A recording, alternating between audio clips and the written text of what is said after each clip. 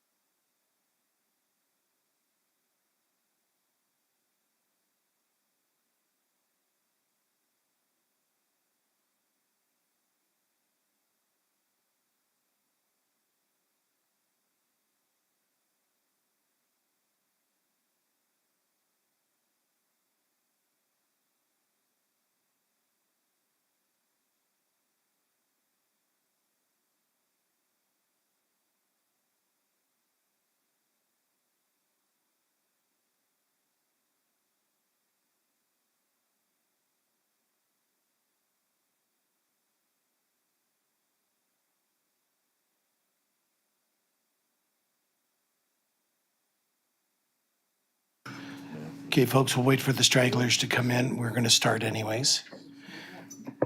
So it's up to you guys. Just to let you know, we have a long agenda today.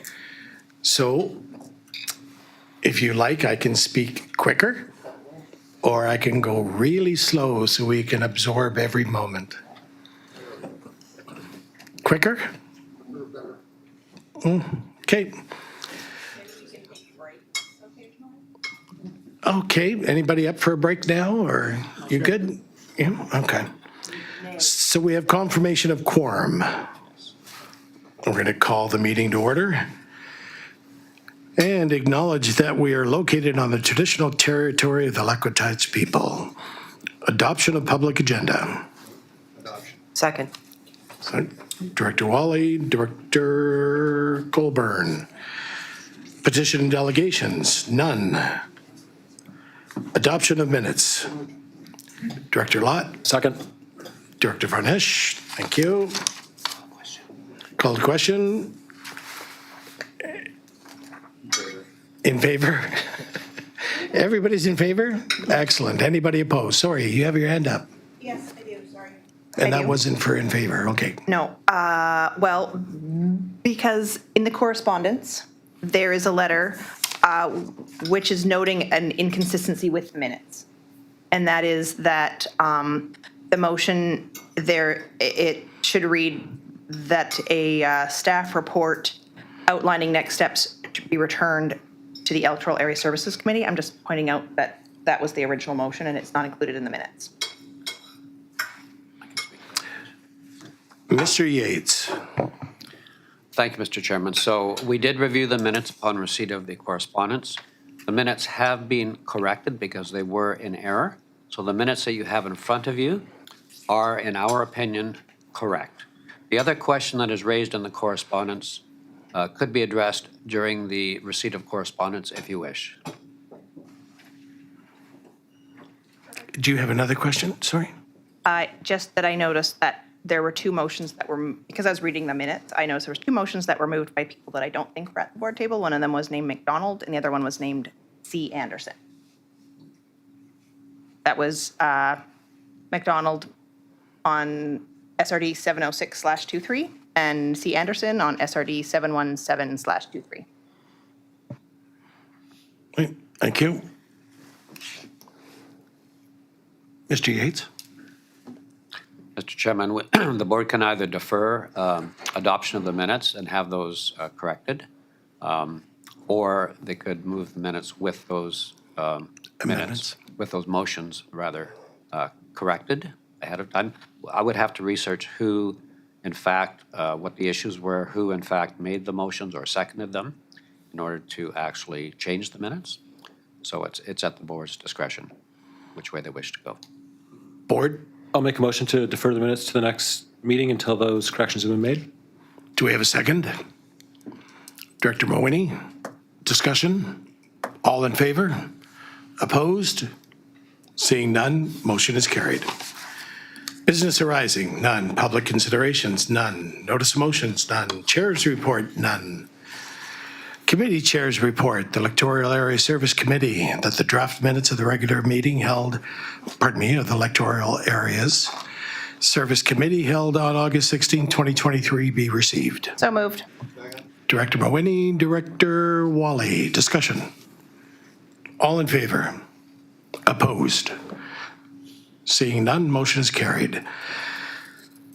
Extraterritorial reports, Comox Strathcona Waste Management Services. That staff will provide a verbal update on the matter regarding solid waste. CAO. You don't receive that or no? Do we need a motion to receive? First, I don't know. I have nothing on receiving. Okay. So just a reminder that the way that Comox Strathcona Waste Service works is there's an advisory committee. Those advisory committee timelines don't exactly match up well with our agendas, so we're not able to provide written reports. For example, the last advisory meeting was last Thursday, doesn't give us time on the Friday to get a report. What we like to do is go to those meetings, give you a little bit of heads up if there's an issue coming forward that you should be aware of.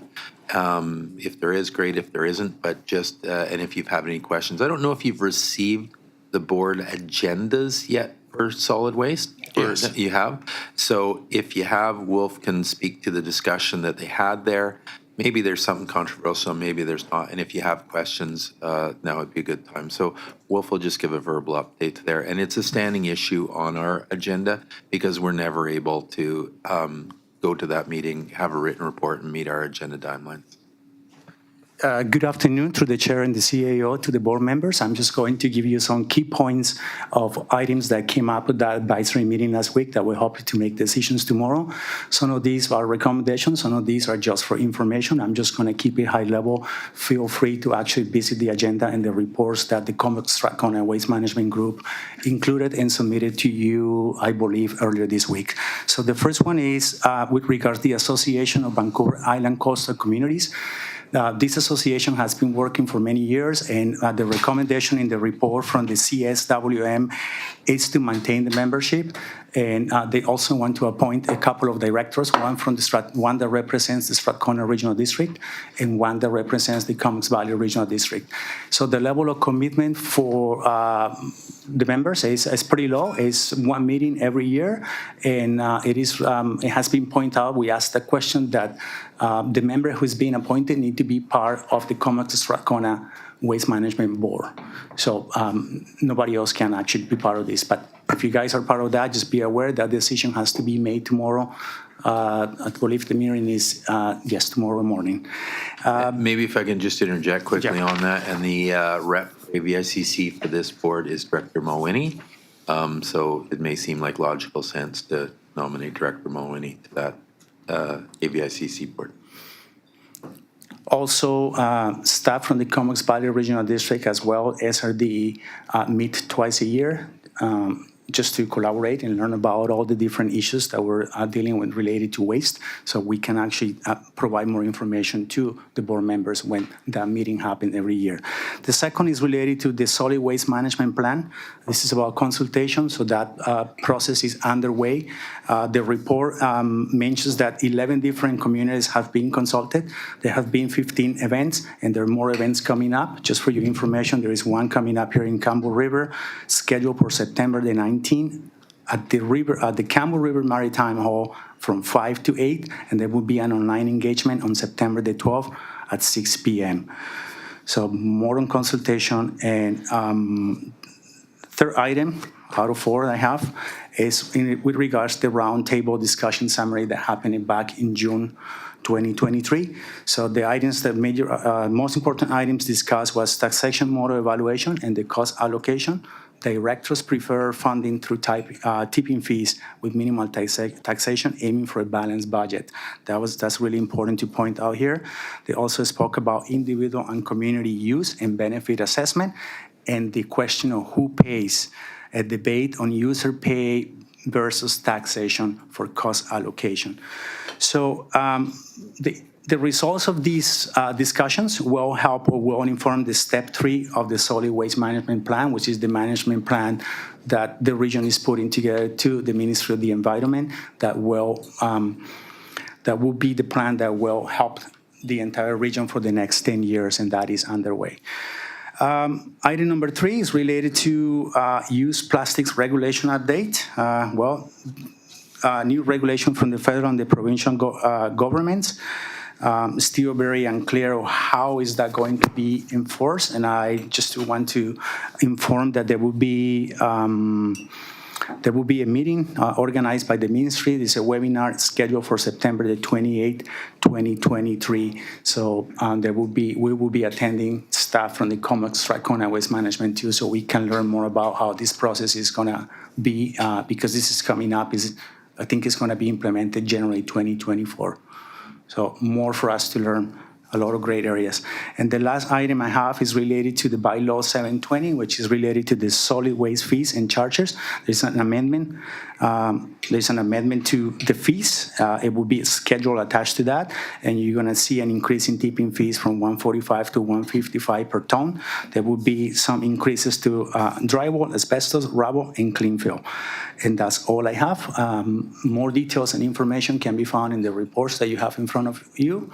And if you have any questions and I'm able to respond, I'm happy to do that. If not, I can take it to the Waste Management Group, and I'm happy to get back to you. So if I may, Mr. Chair, just feel it's my obligation. It seems to be the drum I beat all the time when they look at reviewing and updating the solid waste management plan and the direction about whether you want to go tipping fee or requisition, right? I know there's mixed feelings amongst the group with that, but this is something that they're looking to project forward and get direction on what that's going to continue being.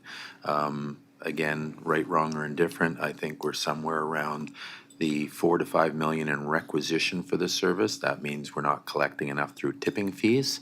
And if that's the direction of the board, then you're going to lay out a path forward of increased requisition away from tipping fees. So just keep that top of mind when the discussion is there. How you individually feel about that, I'm not certain. But.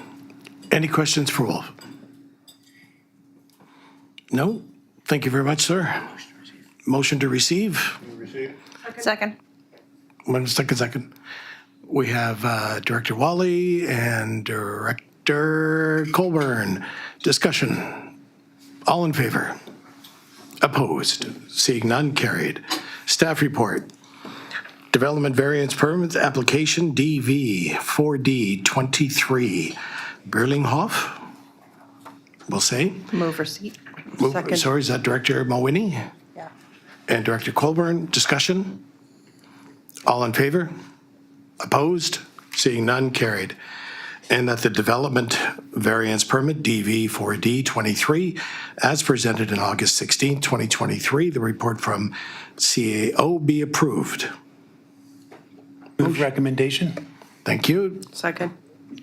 Director Rice, Director Colburn. Just Got to add the last sentence there, corporate officer will be authorized to issue the permit. Yeah, okay, I can include that instead of separate. So we will add that the corporate officer be authorized to issue the permit. Move recommendation. Director Rice, Director Wally, discussion. All in favor? Opposed? Seeing none, motion is carried. Okay, consultation process, CP 1C23, RZ 4C23, Stevenson. Thank you. Director Wally, Second. Director Vonish, discussion. All in favor? Opposed? Seeing none, carried. And that the First Nations consultation process and the agency referral listed in the outline of the staff report dated August 29, 2023 for application CP 1C23, RZ 4C23, Stevenson be approved. So moved. Director Mawhinney. Second. Director Vonish, discussion? All in favor? Opposed? Seeing none, carried. Cortez Island open burning bylaw. Motion to receive. So, motion to receive. Second. Director Vonish, Director Wally, discussion? All in favor? Opposed? Seeing none, carried. And that the bylaw that would allow an absolute ban on all open burning within the South Cortez Fire Protection Area be prepared for the board's consideration. So moved. Director Vonish, Second. Director Mawhinney, discussion? All in favor? Opposed? Seeing none, carried. Reimbursements for voluntary installation of water meters. Receive. Director Wally? Second. Director Colburn, discussion? All in favor? Opposed? Seeing none, carried. And that the further report be prepared to identify potential reimbursement options, including the final implications of voluntary installed water meters at the Northern Electoral Area D water system. Move recommendation. Director Rice, Director Vonish, discussion. Director Chapman. Thank you, Chair. A question to staff. With the cost of reimbursement, is there going to be sufficient funds to do that and install the meters? If I can, Mr. Chair, so yes, when we've looked at preliminary, so we had a voluntary meter replacement or meter installation program that we had an uptake, and I think you're looking at about $170,000.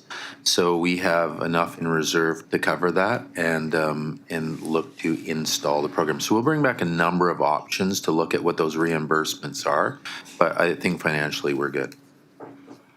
Any other questions? All in favor? Opposed? Seeing none, carried. Glenmore Road traffic, that the report from the CAO be received. Move receipt. Director Rice, Second. Director Mawhinney, discussion. All in favor? Opposed? Seeing none, carried.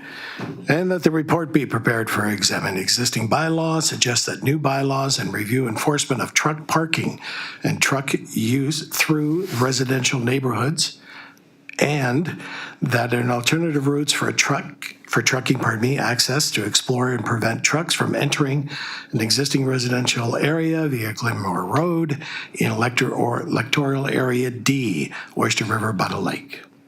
Move recommendation. Director Rice? Second. No. Director Chapman, discussion? All in favor? Opposed? Seeing none, carried. Granite Bay Wharf updates, that the report from the CAO be received. Move receipt. Second. Director Chapman, Director Vonish, discussion. Director Mawhinney. Thank you, Chair. I would like to offer an amendment to the motion. With this is just on receipt. Okay, so So when after, we get to the next one. yeah. Good. All in favor of receipt? Opposed? Seeing none, carried. And that the report prepared on Granite Bay Wharf reimbursement project, including work completed to date, pricing, and project timelines. You have a amendment? That the report prepared on Granite Bay Wharf also includes residential and commercial usage, mortgage fees, collect monthly. Everybody good with it? Got the motion? That's the motion. I can read it if you'd like. Sure. Okay. That a report be prepared on the Granite Bay Wharf refurbishment project that includes work completed to date, pricing, and project timelines, and also includes recreational and commercial usage, the districts, and moorage fees collected monthly or seasonally for the previous 5 years, and that the report be returned to the Electoral Area Services Committee. Second. Director Wally, discussion? Director Chapman? Thank you, Chair. How much is it going to cost to collect the statistics of the mortgage fees collected? And I guess we want to continually report on that into the future. What effort is that going to entail? I think it's just staff time. And we have the staff time? If the board supports the motion, we will make staff time.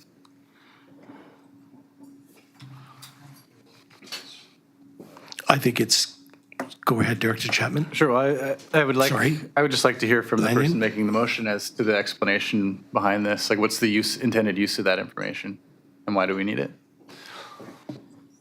Director Mulwiney. I'm happy to explain. At a recent board meeting, I had to allocate an additional $70,000 for Granite Bay Wharf refurbishment.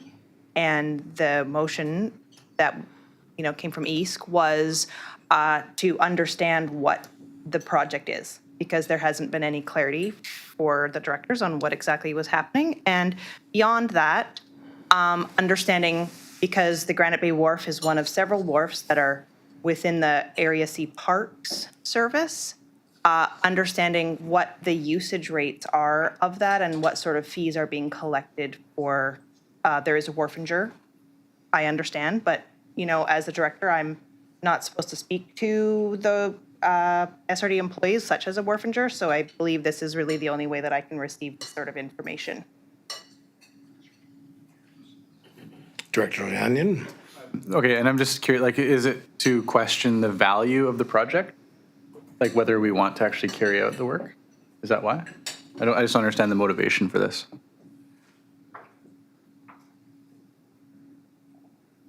To understand more completely what is, first of all, what the money is being spent on, and second of all, what sort of, it's a park, and there are resources that we are expending, quite a lot of them, and also it's being used apparently more than ever, and I'm hearing from people that there are commercial uses that are happening of the wharf, and that could have contributed to the problems that it's had over the winter. And that's why I'm curious about, that's why I'm asking for a report over the 5-year timeline, so we can see if there has been an increase in commercial vehicle or vessels, and if the size of those vessels is maybe contributing to it, so that we can look at the information and make a decision on if we need to change the parameters of use of the wharf. Director Chapman. Thank you, Chair. Maybe I'm just thick-headed today. I'm not following. If there's commercial uses and they're harming the dock, that's one issue. But if we're trying to come to a break-even point through user fees, I don't think that's realistic, because all of these type of services are like recreation, with all due respect to recreation. I mean, they never break even. They're money losers. So if we collected all this information, would it stop us from doing the project? Sorry, I don't understand your genius on this. CAO. Just jump in for just maybe some clarity. It's a fairly remote wharf, and the fees, user fees collected are kind of on a voluntary basis. So what we have, because they're remote, we have a wharfinger out there that attends to issues with the wharf. There's somebody that just lives out there and collects the fees out of the box. So the fee collection is super nominal. So it's not like we have a camera, we monitor the comings and goings, or anyone does.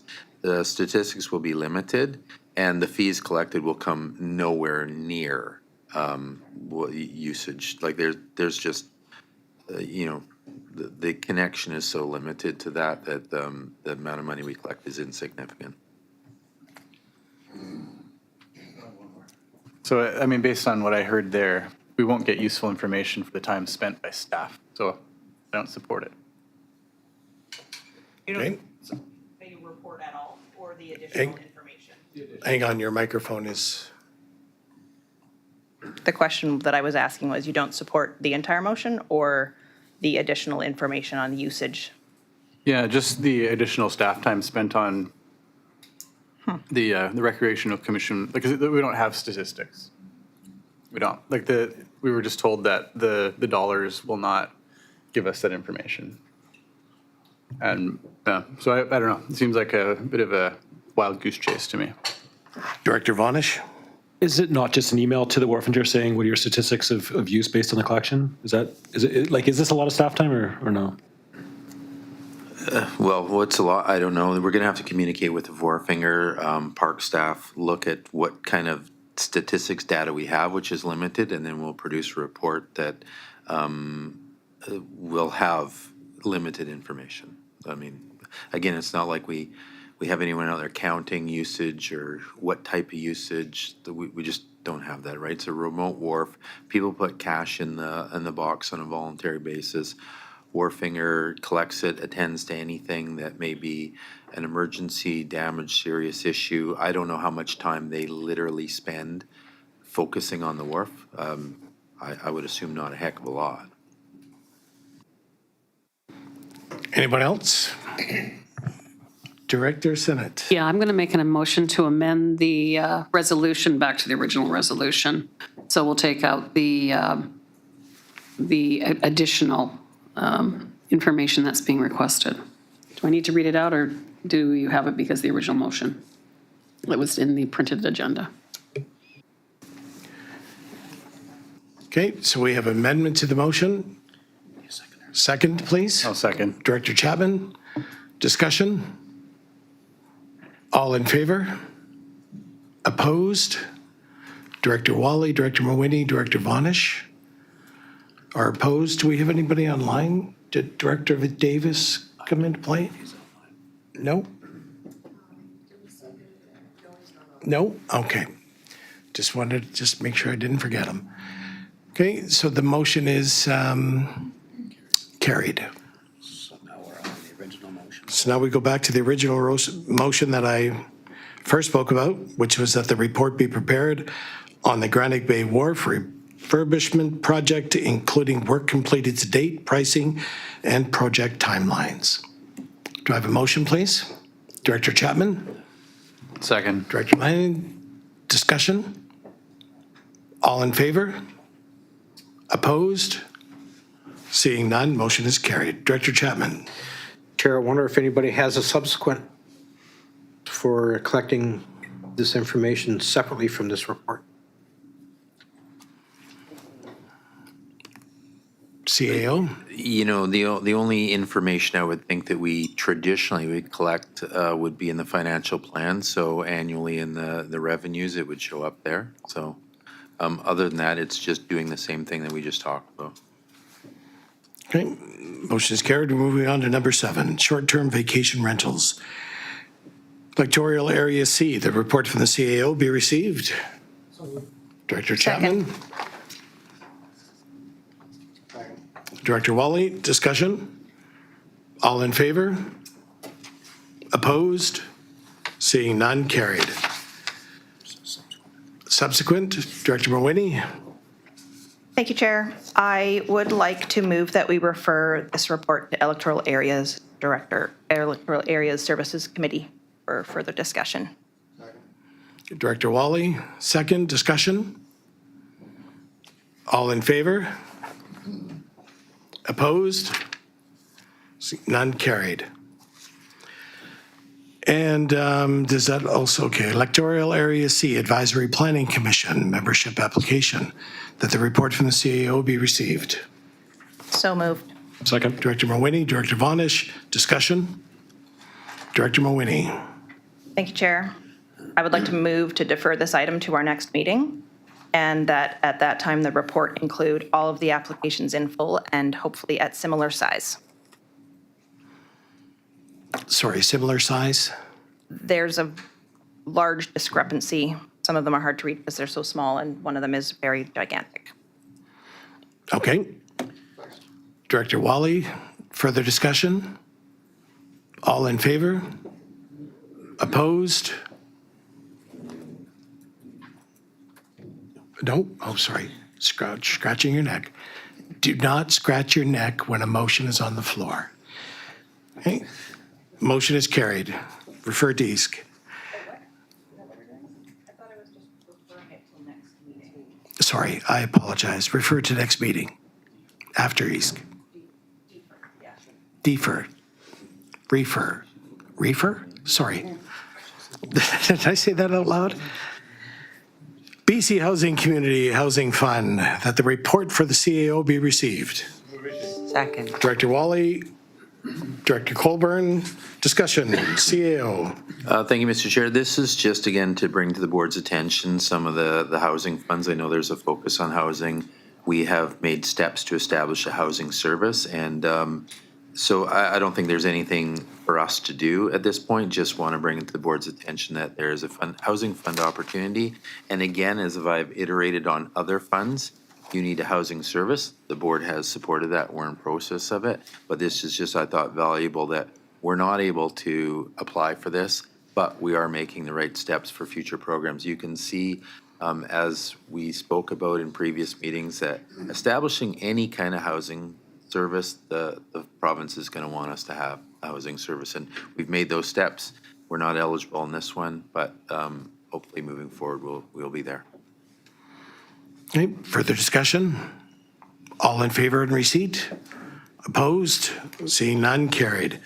And that the application for funding under the rural economic, nope, sorry, I jumped. Sorry, I really wanted to get this over with quick, sorry. We're still in the report. Okay, rural economic diversification infrastructure program grant.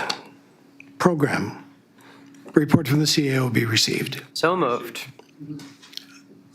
Did you catch any of that? Yes. Okay, because there was many on that one, but only Director Mowini seconded. Okay, discussion. Mr. Chair, Renee will speak to this for us. Sure.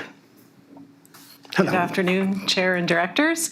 The report before you today is to consider partnerships and applications to the Rural Economic Diversification and Infrastructure Grant Program.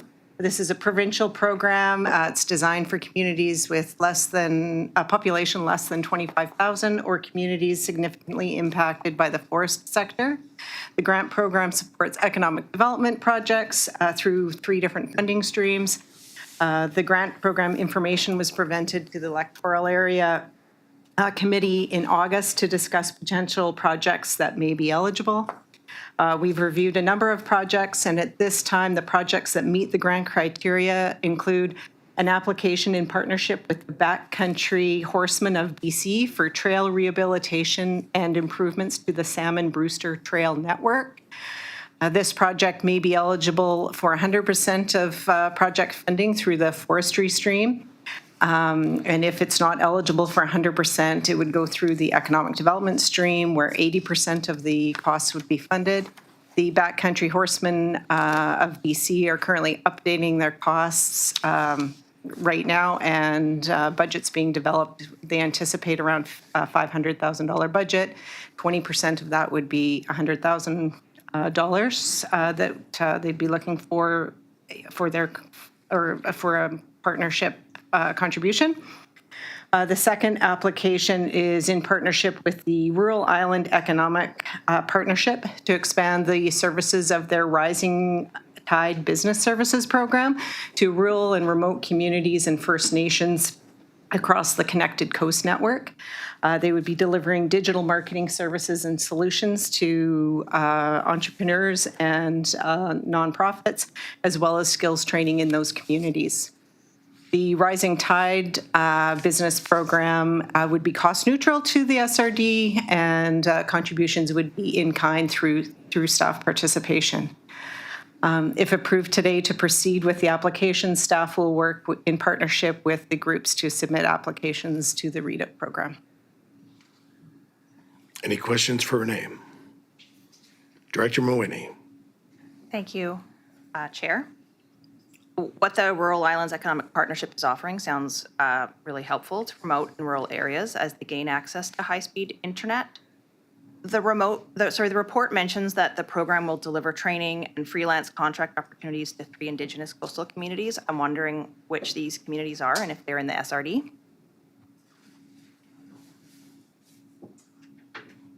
They currently work with a number of First Nations. Alert Bay, they just finished a training program in Alert Bay. I don't have the other 2 nations off the top of my head, but definitely we'd be supporting and encouraging work with local nations. And actually, it just came to me, they have been working with KCF and they've revised their website and done some training with Cayuga-Teclisec. One more. Thank you, Chair. Understanding that this is a nonprofit business model, I'm curious if the grant is being used for wages of the Rising Tide business employees that would be providing the free and subsidized business marketing and website design services that the brief mentions. I'm asking because the partnership brief says that the program offers services at a rate that is 50% of the market rate commonly charged for the same services. And it also says that it works with local underemployed creative freelancers, which when I read that, it made me think about some self-employed Quadra Island web design women that I know, but they are not underemployed. So I'm wondering if, from a policy point of view, is it okay for the SRD to be involved in a project which is using grant money, subsidizing services, which also happen to be services sold by community members? So if I can, Mr. Chair, just to bring a little clarity here. So this is not an application by the SRD. We are supporting, just a letter of support to this group for their economic development. So it isn't occupying one of the SRD's applications. So we won't be receiving any of the money. We're just providing support because there's a lot of digital marketing and connectivity included in their economic development. They want to help enhance the connected coast through digital marketing, and so there's a greater benefit to the connected coast to it. So we're supporting that, but we're not receiving the grant. We won't manage any monies, nor will it occupy one of our application spots. We are just supporting theirs. It's more or less a letter of support. So no money obligation or anything is coming our way. Director Wally. I'm just curious where they'll get the 20% top up for the grant, if they get it. Your microphone, please. Curious where they would get their 20% to top up the 80% grant. I'm assuming their application is 100% funded. No? They have other funds that they apply to and they generate revenue from their service as well. And part of your contribution can also be in-kind costs. Anyone else on receipt? On receipt, all in favor? Opposed? See none, carried. And B, that the application for funding under the Rural Economic Diversification Infrastructure Grant Program Economic Diversification Stream be submitted in partnership with the Rural Island Economic Partnership Grant Application for Rising Tides Business Service Program. Motion, please. Director Lott. Second. Director Vanish. Discussion? I'm sorry, Director Mawhinney? Oh, okay, thank you. All in favor? Opposed? Seeing none, motion is carried. C, that the grant application to the Rural Economic Diversification Infrastructure Grant Program Forestry Impact Transition Stream be submitted in partnership with the Backcountry Horsemen of BC for rehabilitation and enhancement of the Salmon Brewster Trail Network. Director Wally, Director Lott, discussion. All in favor? CAO. Okay, that's passed. So Sorry, I saw that hand on the side of my head. I tried to time it perfectly, but this has been we haven't had a lot of projects in our radar for economic development. So we've been trying to work with things that we have. Some are eligible, some are not eligible, mostly not eligible, and working with the area directors and nonprofits and societies in the communities to ongoing develop possible applications. So we've got one for Area A. We're supporting one in another community, and we're still pursuing application possibilities for B, C, and D.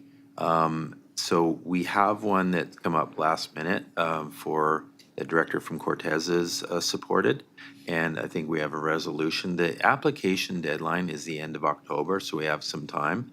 But we don't, staff want to get pursuing the applications if we have line of sight on them.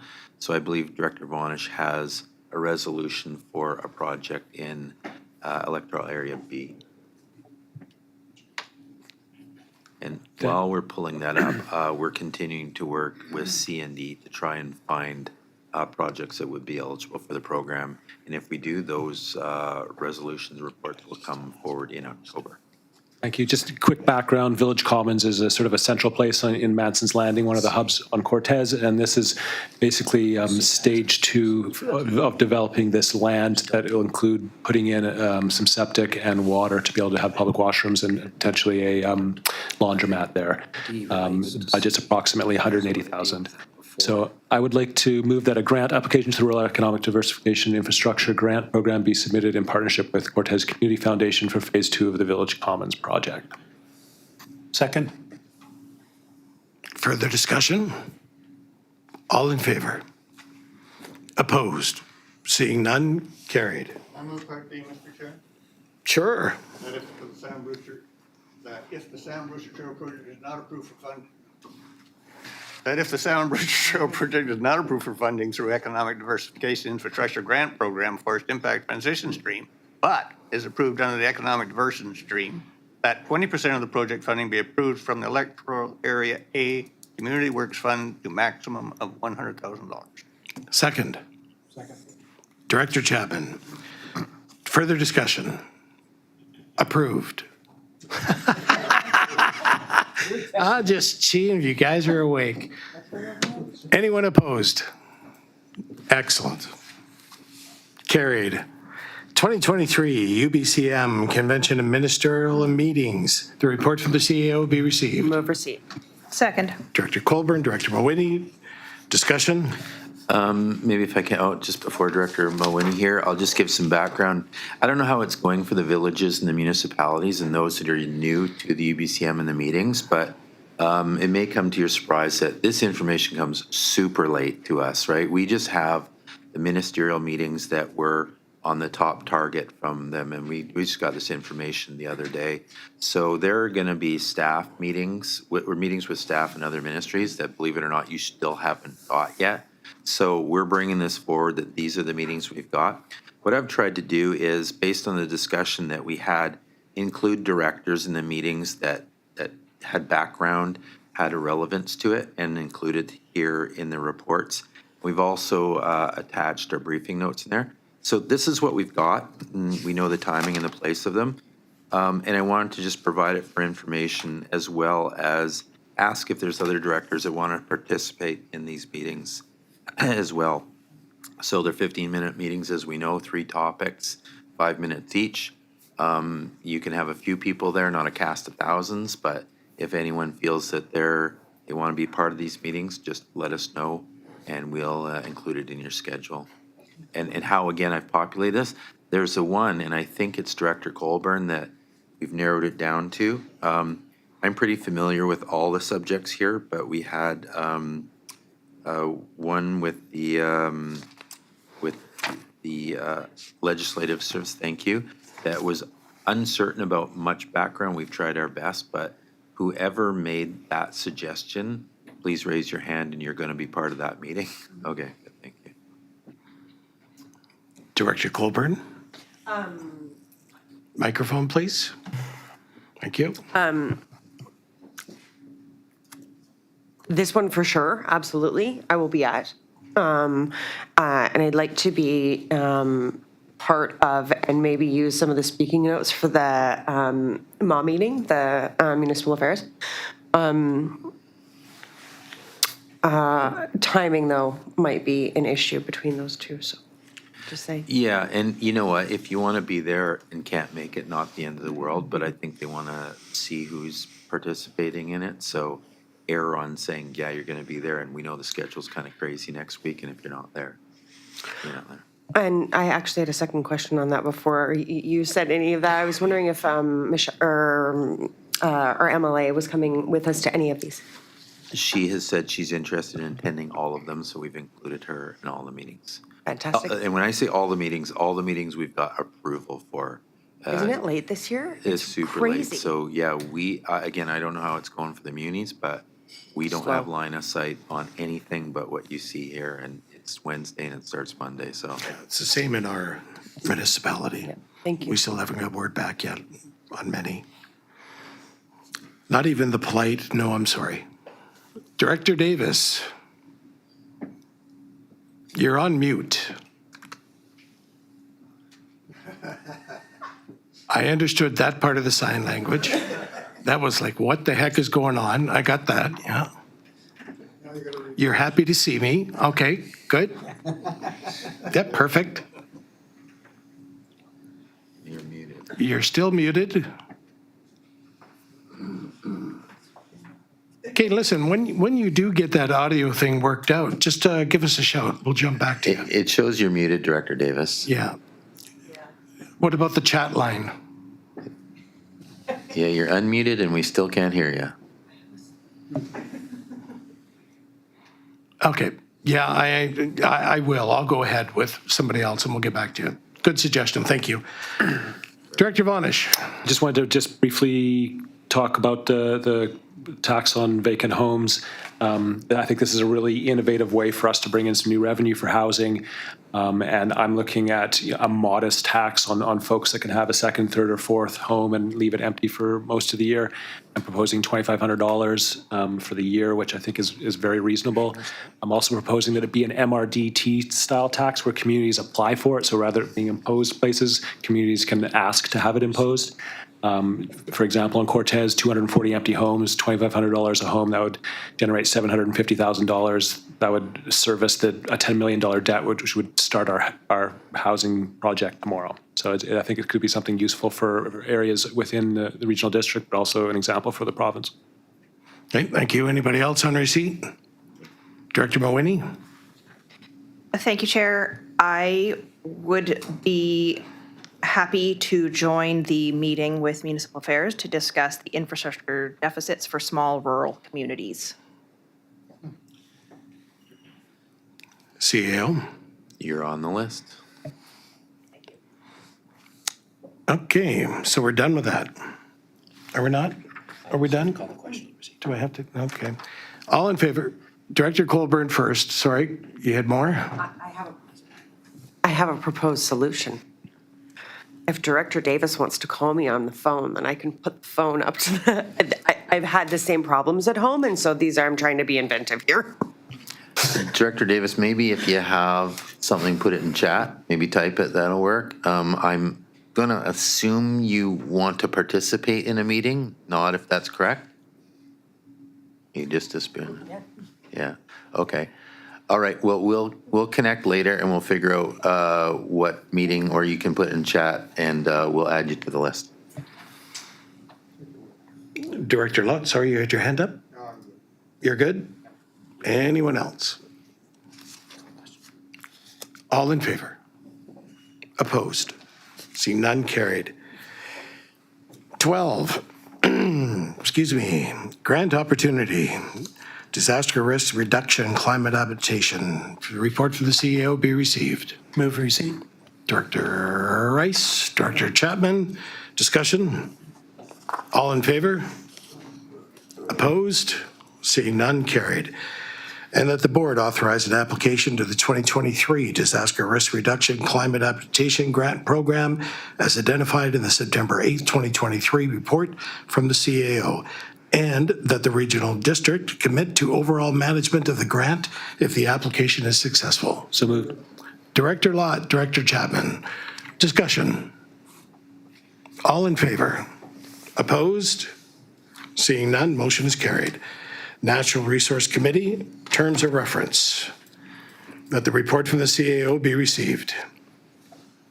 Move receipt. And during UBCM, the chair and I will pursue Mount Waddington's chair and Alberni Kickoff's chair for participation and kickoff in the Natural Resources Committee, if the board supports the terms of reference. Any further discussion? Director Wally? If you're successful in recruiting those other two districts, will this be a shared cost?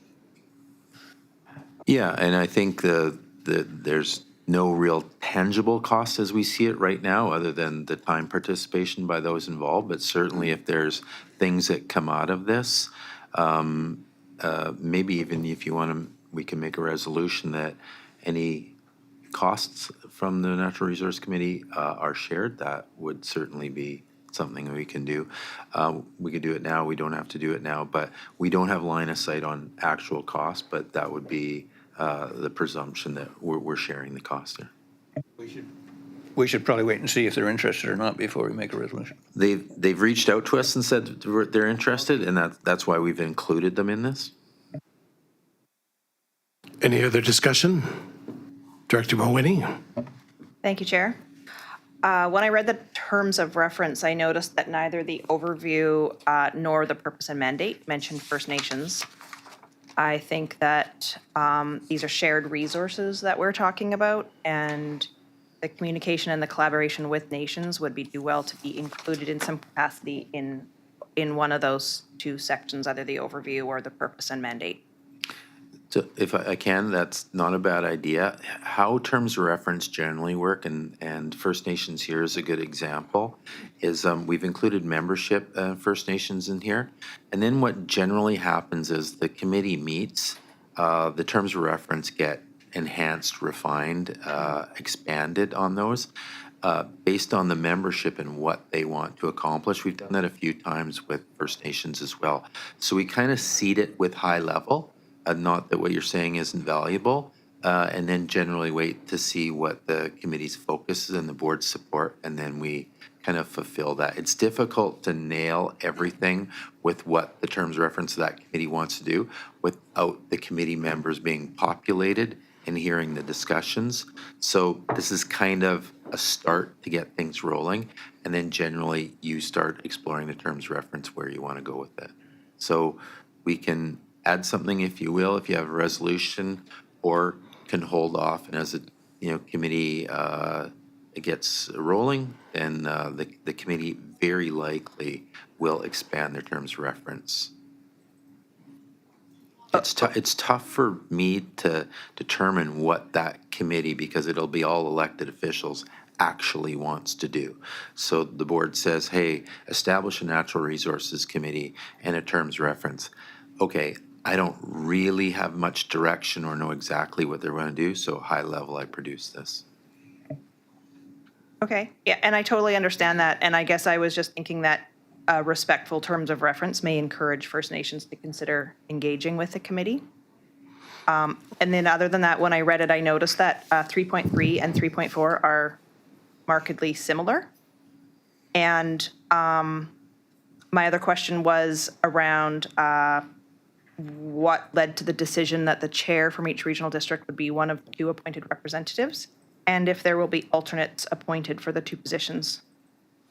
I would assume, if I can, Mr. Chair, that there would be alternates. And again, there's not a heck of a lot of science to why the chairs are on there, other than we were approached by, or the chair was approached by the chair of the Mount Waddington and the ACRD. But again, if that needs or wants to be changed, certainly, but I don't have a lot of science behind that. The same with membership in First Nations. It was a desire to have that. I've kind of arbitrarily put a number out there. I mean, there could be, amongst the three regional districts, there are probably 20 plus First Nations, right? Could have a cast of thousands, and this could be a nightmare. So let the committee decide it. But if there's a desire to have someone other than the chair or the board just nominate, certainly that's available. Do you have an objection to the chair being involved, Director Mooney? No, not at all. No? You're just checking. So 3.3 and 3.4 are virtually identical. One of them could go. Okay, 3.3 and 3.4 are virtually identical and one can go. So I would suggest that we have a motion to remove 3.4. I'll move to remove 3.4 from the Second. terms of reference. Second, Director Rice. Discussion? All in favor? Opposed? Seeing none? Carried. And that was on, Second, Mr. Chairman, I'm sorry? may I make a subsequent motion? Sure. I move that any cost. Your microphone would be great, though. Thanks. I move that any costs associated with the Natural Resource Committee be equally shared amongst the participating districts, regional districts. Outside, sorry. Yeah, that makes sense. Yeah, but outside of the pay for meeting. Yeah. Correct? Okay. We have a second? Director Mooney, discussion. All in favor? Opposed? Seeing none? Carried. Okay, we're on to B, right? Yes. Okay. The draft terms of the reference for the Natural Resource Committee attached to the August 16, 2023 report from the CAO be shared with the Alberni Quokkaluk, that was close, and Mount Waddington Region District for comment prior to consideration of adoption. As amended. As amended. Thank you. Can I have a motion, please? So moved. Second. We have Director Chapman, Director Lanyon, that could take the second discussion. All in favor? Opposed? Seeing none, carried. Proposed financial planning timeline for 2024 budget, that the report for the CEO be received. Director Wally, Second. Director Lanyon, Thank you, Mr. Chair. So this financial plan timeline follows previous year's financial planning timeline and trying to fit in with current meeting schedules and meet the legislative requirement for financial plan approval by the end of March.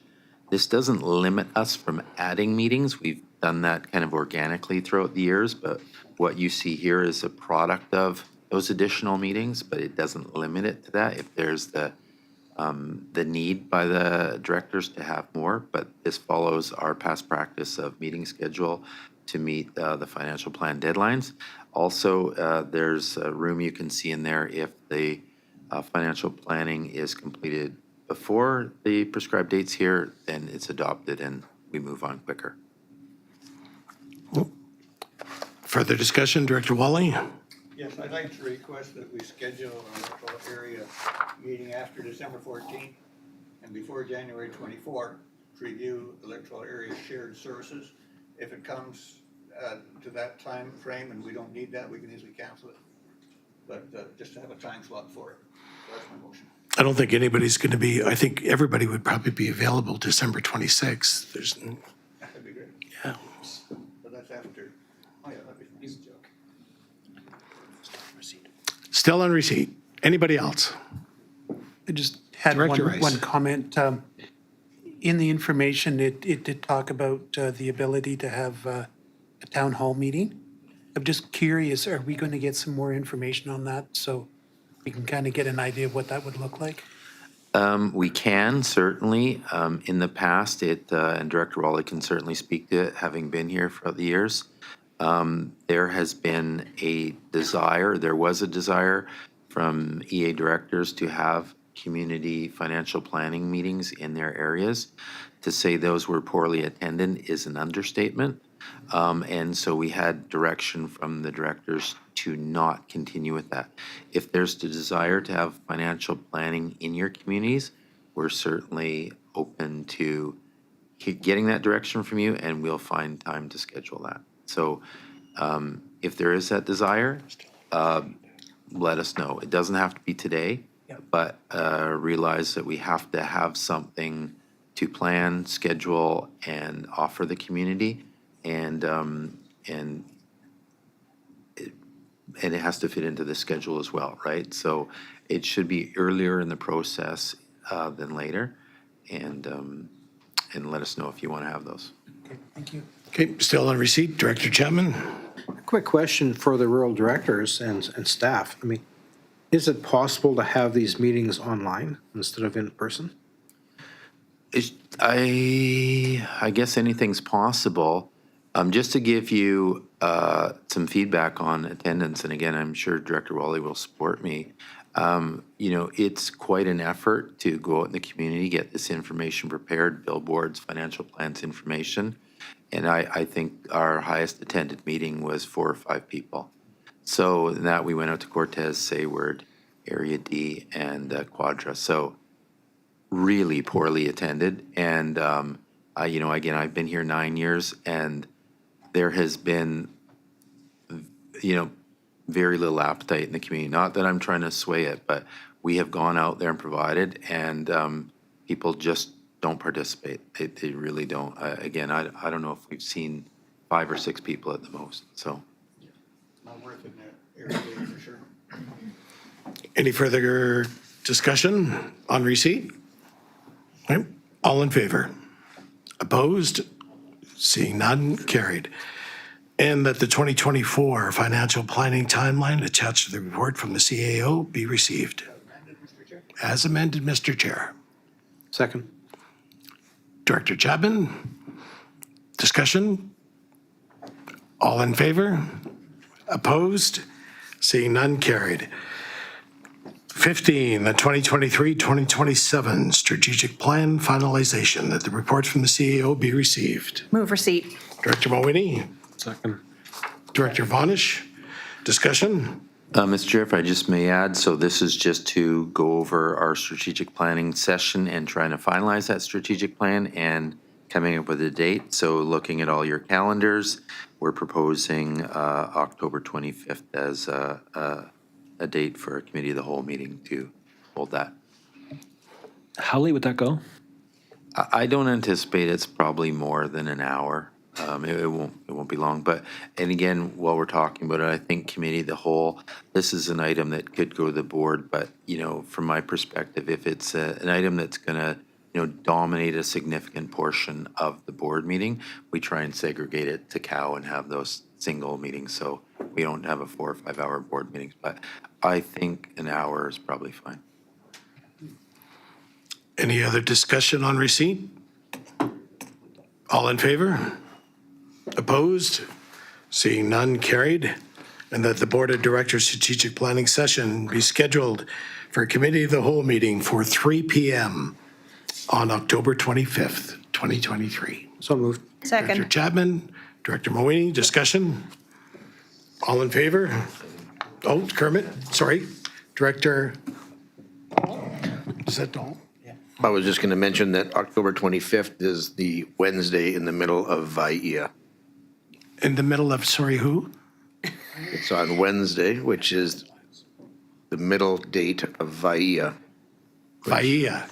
Vancouver Island Economic Association. Okay, Association, and I know that there will be members of the Campbell River City Council that will be at. yeah, thank you for that. Appreciate that. So I think, looking at Renee, the consultant may have been, we have a meeting on November 10th. When's our next board meeting? 10th? October 11th and 25th. No, I know it, but the October 11th isn't going to work, and neither is 25th. Our first meeting in November, I think we may have some flexibility to move it to that, so appreciate that. So we don't want to have go over the strategic plan in my mind if the city of Campbell River isn't going to be here. So thank you for that, Director Dahl. We could do it without you. So if we can, Renee, how much does it bother you if we make a resolution for the November meeting? The only thing we need to do is secure a consultant, and I think she may have some flexibility. So is it November 10th? Am I right on the date? Just a minute, we got a board meeting on the 25th. We're going to cancel that too. No, but I think strategic microphone, plan, please. first of all, I think Campbell River could make some choices about participating virtually for a board meeting, but I think strategic planning, so we're not going to cancel the board meeting, I don't think, unless the board says so on the 25th. We can. But the strategic plan was going to be a cow, so we could hold the cow on November 10th. If I got that right, November 10th? I keep saying that date. November 8th. 8th, sorry. The Board 8th. meeting. Okay.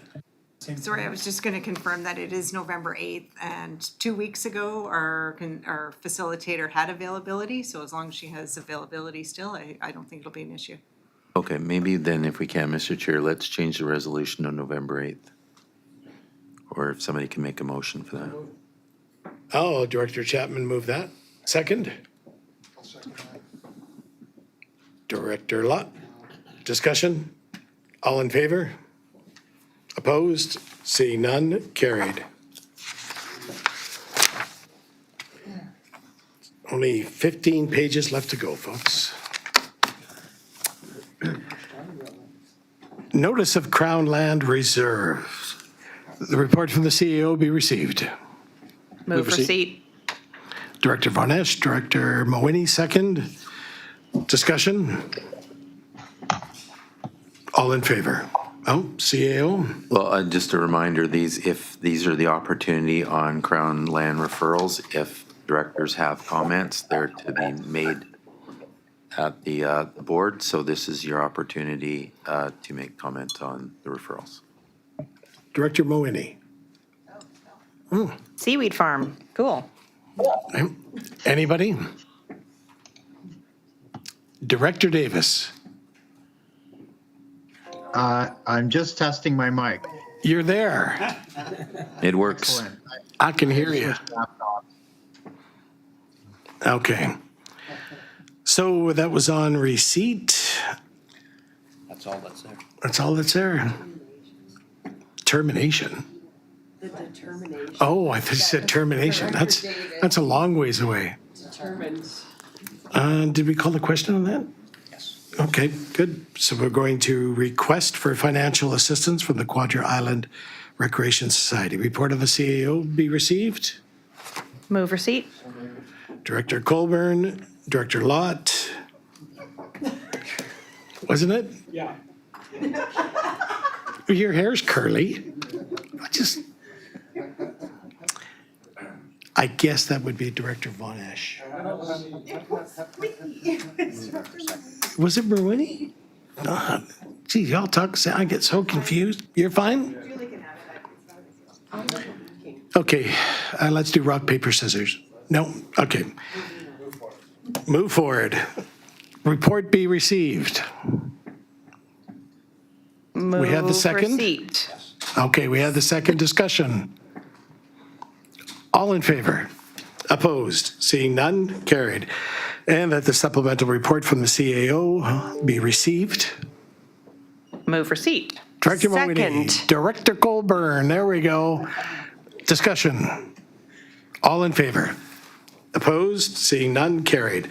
And that the grant and aid for Quadra Island Recreation Society, the amount of $3,000, be approved to assist with the expenses of the 2023 Halloween Fun Night event to be paid from Electoral Area C, grant aid and budget. Director Lott. Second. Director Von Esch. Discussion.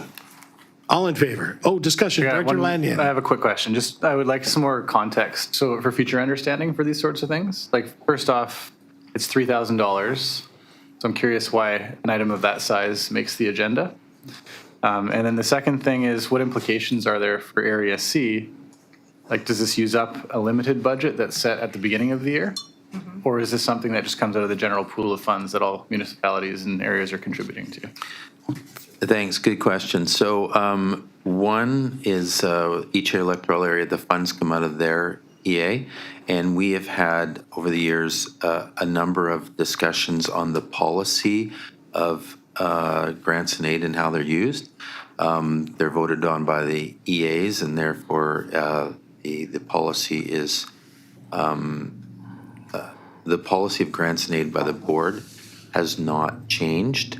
It is quite broad, and these reports reflect that policy, if you will. The board historically has not wanted to be restrictive about that. So I appreciate your thoughts. I'm not saying it can't ever change, but what you see here reflects the policy, which is quite liberal. So could there be a policy change to have, for example, something like this, grant and aid from Area C, be strictly just brought up at the EASC and not brought to the board? Well, it has to be approved by the board. Go ahead, Tom. Mr. Chairman, just to clarify in case there's any misconstruing of the comments made previously, the whole board is entitled to vote on these matters, and the only way to restrict voting would be to establish a separate service with restricted voting. So until that happens, though, the entire board will continue to vote on whether individual grants will be awarded or not. But the board has been unwilling to amend that policy in the past. So the policy we have, again, this report reflects that. We've taken many stabs at amending that unsuccessfully. Director Wally. Yeah, just for the municipal's information, the reason we don't have a shared service that would eliminate you guys, because then we'd have to share the costs. We each have our own specific grants and aids. We don't want to share the costs. So that's why they're single participant services. So again, just things are inspired as we discussed. So just so Director Lanyon has some background on this, is that you don't see much from staff because one of the policy amendments we tried to introduce that the grants would come to staff. And in my time here, not a single grant has ever come to the staff. It goes to the director. So we aren't really vetting them and we don't have the authority to that. So we're trying to distance ourselves in some way from that.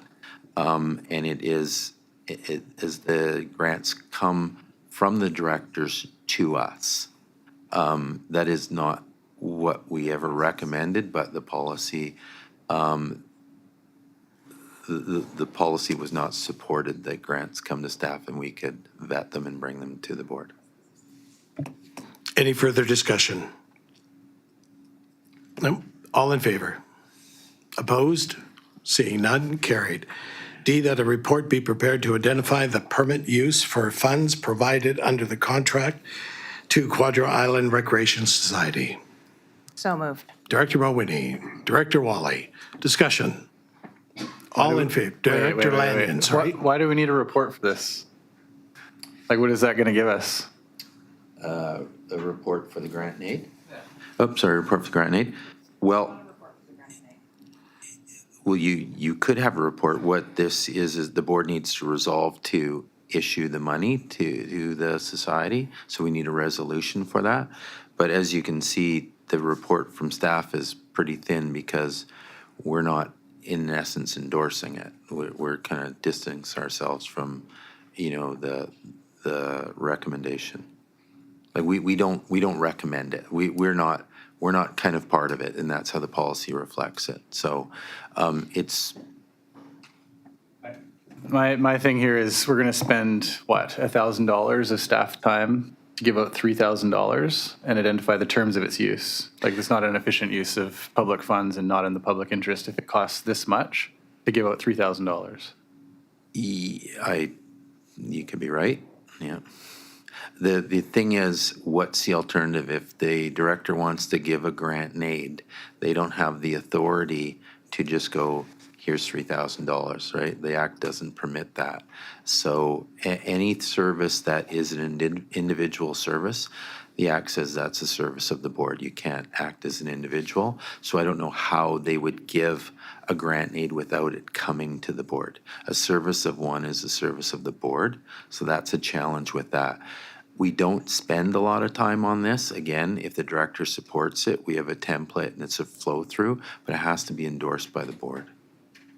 Hey, Director Wally, then Director Mulwiney. Yeah, for Director Lanyon's benefit here, this motion that's on the floor, the Regional District has a contract, the Quadro Island Recreation Society. There's specific terms to that contract. It's funded by requisition. So we have to examine whether we can give them grants and aids for specific uses that aren't in that contract or are in the contract. That's what it's about. We just got to do it right. So it's a one-time thing. done right, resolution solved, that's the end of it. A one-time thing every year for $3,000? No. I don't. You'll see, if I can, you'll literally see dozens of these throughout the year. You'll have organizations will write letters to each EA director, say, can I have $500? Can I have $2,000?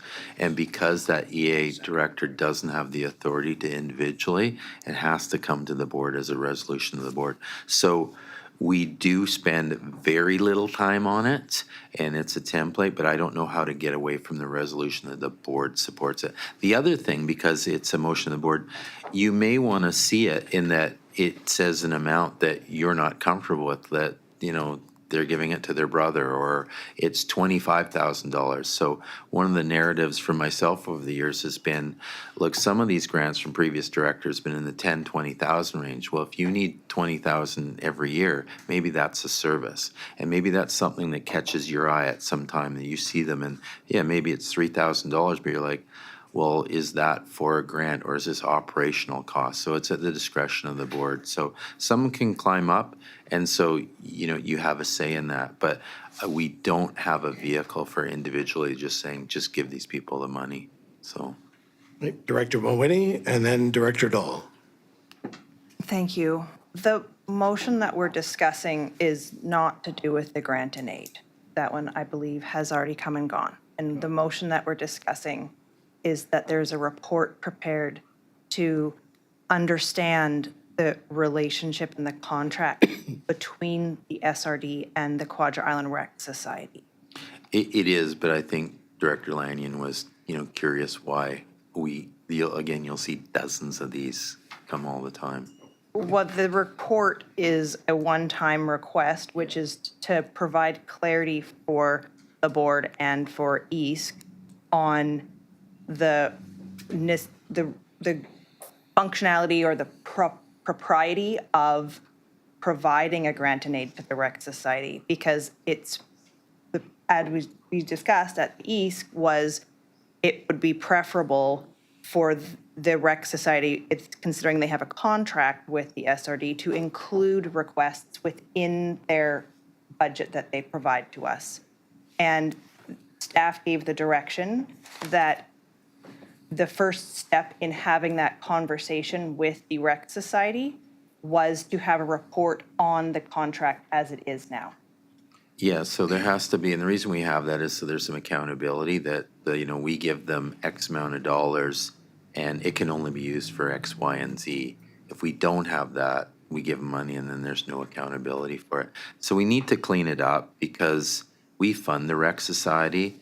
Then people come to the Rec Society or associated with the Rec Society and say, can we have money? So it's our goal in the financial plan to try and eliminate these.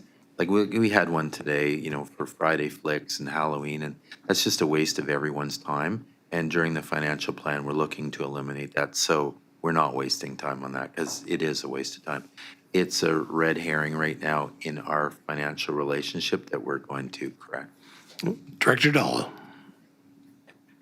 Well, Director Mulwiney kind of just answered my question. So the confusion, I think, was because 17C already answered the question that the 17D seems to be asking. It probably would have been simpler if there would have been 17A, B, and C, and then an 18A. I thought in the beginning as well that the report prepared to identify the permitted use of funds provided under contract to the Quadra Island Recreation Society was referring to the $3,000, which already says a 2023 Halloween Fun Night event. So there really was no reason to have 17D, but now, as the director has cleared up, 17D isn't in reference to 17A, B, or C.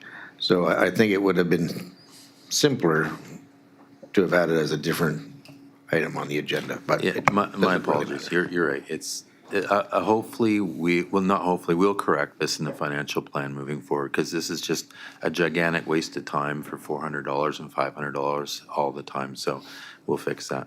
Okay. Director Chapman, and then we're going to call the question. Thank you, Chair. A quick question. I heard the statement that we fund the Quadra Island Recreation Society. And if that's the case, why could this not be an annual $3,000 grant and aid and we'll stop coming to the board. Okay, look, I've tried to avoid this, but I can't any longer. It was the wish of the previous director, every time a check went to the society, that he acknowledged it and approved it. Our current area director has no interest in that. So we're going to pool up all these, put them into the budget and the rec society. I was trying to be politically correct until you pushed me too The far. memorial statues will be placed just outside. Ron Kerr knows exactly what I'm talking about. Apparently That was not well according to Director Dahl and Lanyon. But we like it between the eyes. Just Yeah. hit us. Okay, calling the question. All in favor? Opposed? Seeing none, carried. Bylaws. Get comfortable. Bylaws 511, groundwater regulation, area D. Move receipt. Second. Ooh, we got Director Rice, Director Colburn. Discussion? All in favor? Opposed? Seeing none, carried. That bylaw 511, give it third reading. Move recommendation. Second. Director Rice, Director Colburn, discussion. All in favor? Opposed? Seeing none, carried. The bylaw 511 being the Campbell River Area Zoning Bylaw 1991, Amendment number 64, now be reconsidered and finally passed and adopted. Move recommendation. Director Second. Rice, Director Mowini, discussion. All in favor? Motion's carried. Opposed? Didn't see any. We're all good. Bylaw 513, Director's Code of Conduct Amendment, that the report from the CAO be received. So moved. Director Colburn, Director Chapman, discussion. All in favor? Opposed? Seeing none, carried. And that bylaw 513 being the bylaw to amend the Code of Conduct be now introduced and read for the first time. So moved. Second. Discussion? All in favor? Opposed? Seeing none, carried. And the bylaw that be suspended, bylaw 513, be given second and third reading. So moved. Director Colburn. Second. Director Vodish, discussion. All in favor? Opposed? Seeing none, carried. And that bylaw 513, the Director Code of Conduct, bylaw 218, amendment number 1 now be reconsidered and finally passed and adopted. So moved. Director Colburn. Second. Director Vodish, discussion. All in favor? Opposed? Seeing none, carried. Bylaw 514, processing of service initiatives. May the report from the CAO be received. Director Wally. Second. Director Mowini, discussion? Director Wally. Microphone, please. Mr. Chair, I have three motions, separate ones to amend after we do receipt, please. Hey, on receipt, all in favor of receipt? Opposed? Seeing none, motion is carried. B, Director Wally, you have three. I do.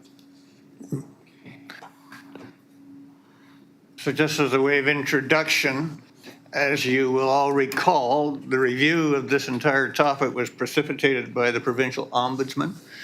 His guide to fair decision-making process called Fairness by Design. So in response to that, came to the board several months ago. This board passed a motion, Wally Lott, that staff bring back a report suggesting how a policy could be developed in regard to new proposed regional services that would engage public participation so that the concerns of our constituents will be heard and fairly considered by the board. That's the intent of my motions now. So,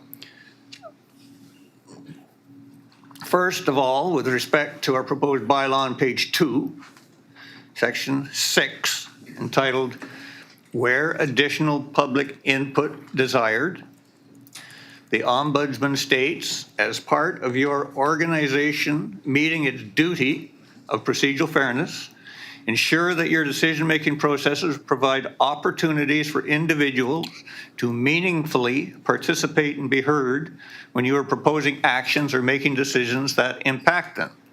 So section 6 on page 2 of our bylaw says, the board may refer to any service proposal for public input via survey, community consultation, opinion, referendum, or other method where it believes the initiative is controversial or additional clarity is required, or if the board believes that additional public is appropriate. So my point in this one is that stating in a bylaw that the board may, at its whim, or may not at its whim, do something is pointless.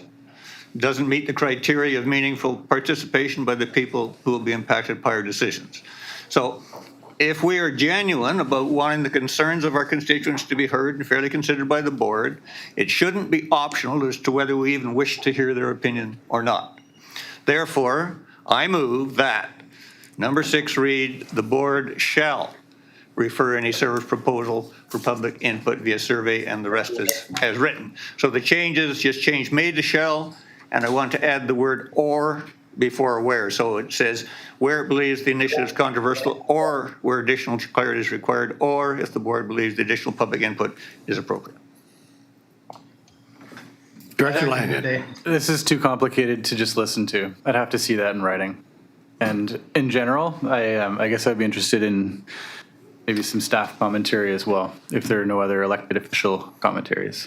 If I might, Mr. Chair, there's 2 words to change. If you look at your page 2, number 6, where it says the board may, I've changed it to the board shall. That's real simple. The other one is where there was a comma after where it believes the initiative is controversial, where additional clarity is required, I inserted the word or, where it believes the initiative is controversial, or where additional input is required. Just that simple. I'll second that. So what is the impact of what you're saying in terms of how we would administer ourselves? The impact is that the board shall listen to constituents' concerns instead of maybe. Your microphone, please. Instead of maybe we will or maybe we won't, which doesn't meet the criteria the ombudsman has asked us to include. So, but doesn't it hinge on whether the issue is deemed to be controversial or not? Anyway? Yes, it hinges on where it believes the initiative is controversial, or where additional input is or clarity is required, or if the board believes additional public input is appropriate. So it's up to the board whether those criteria are met. So then what's the effect of what you're saying? What difference does it make? Because the board could just make the determination that it's not controversial. So it doesn't really have any impact, what you're saying. It has a major impact because this is a public decision, and if it is controversial, then the public knows it's controversial, and the board says, oh, who cares, it's not controversial. I think that's pretty obvious, so I think it does have an impact. Who determines what's controversial and not? Just us, correct? Well, the board will, but I mean, the public has the right to be heard. So if the public writes 100 letters saying this is controversial, I think we can conclude it's controversial. I think it's just like issue by issue. You know, for some people, the $3,000 to the community or Quadra recreation could be controversial, but I think it ultimately will come down to just the elected officials' determination. That has absolutely nothing to do with what this is about. This is about any service proposal. That's a new service we're creating, like a housing service or you name it, recreation service or whatever it is. We're talking about new services. We're not talking about grant needs. No, I'm just using an example that the public could raise any issue as controversial. It's up to our determination whether it truly is. No. This is service proposals, period.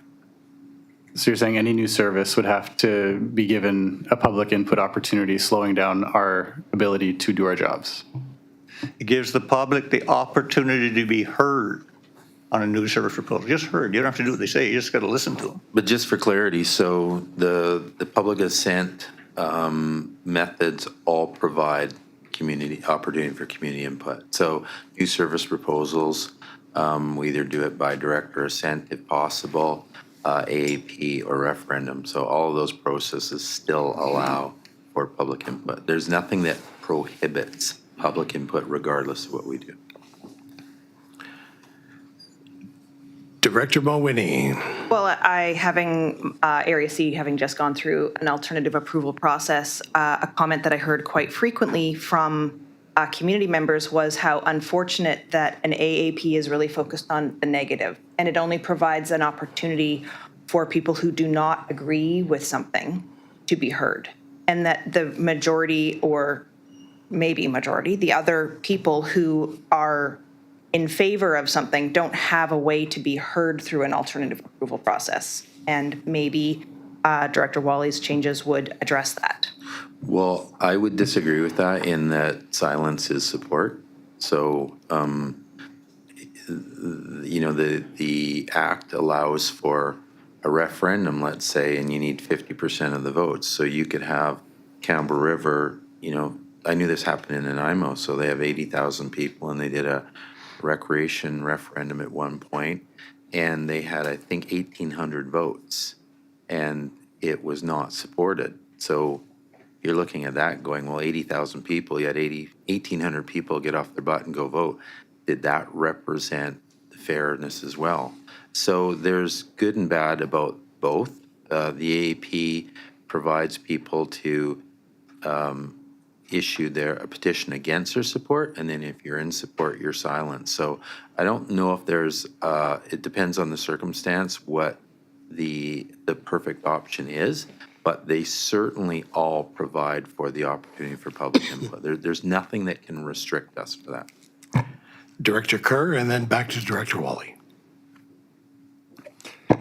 Yeah, thank you, Chair. I think there's an issue of efficiency here too, and speed. And, I think there's definitely an opportunity in the public forum right now for anybody's voice to be heard. So nobody's been muzzled at all.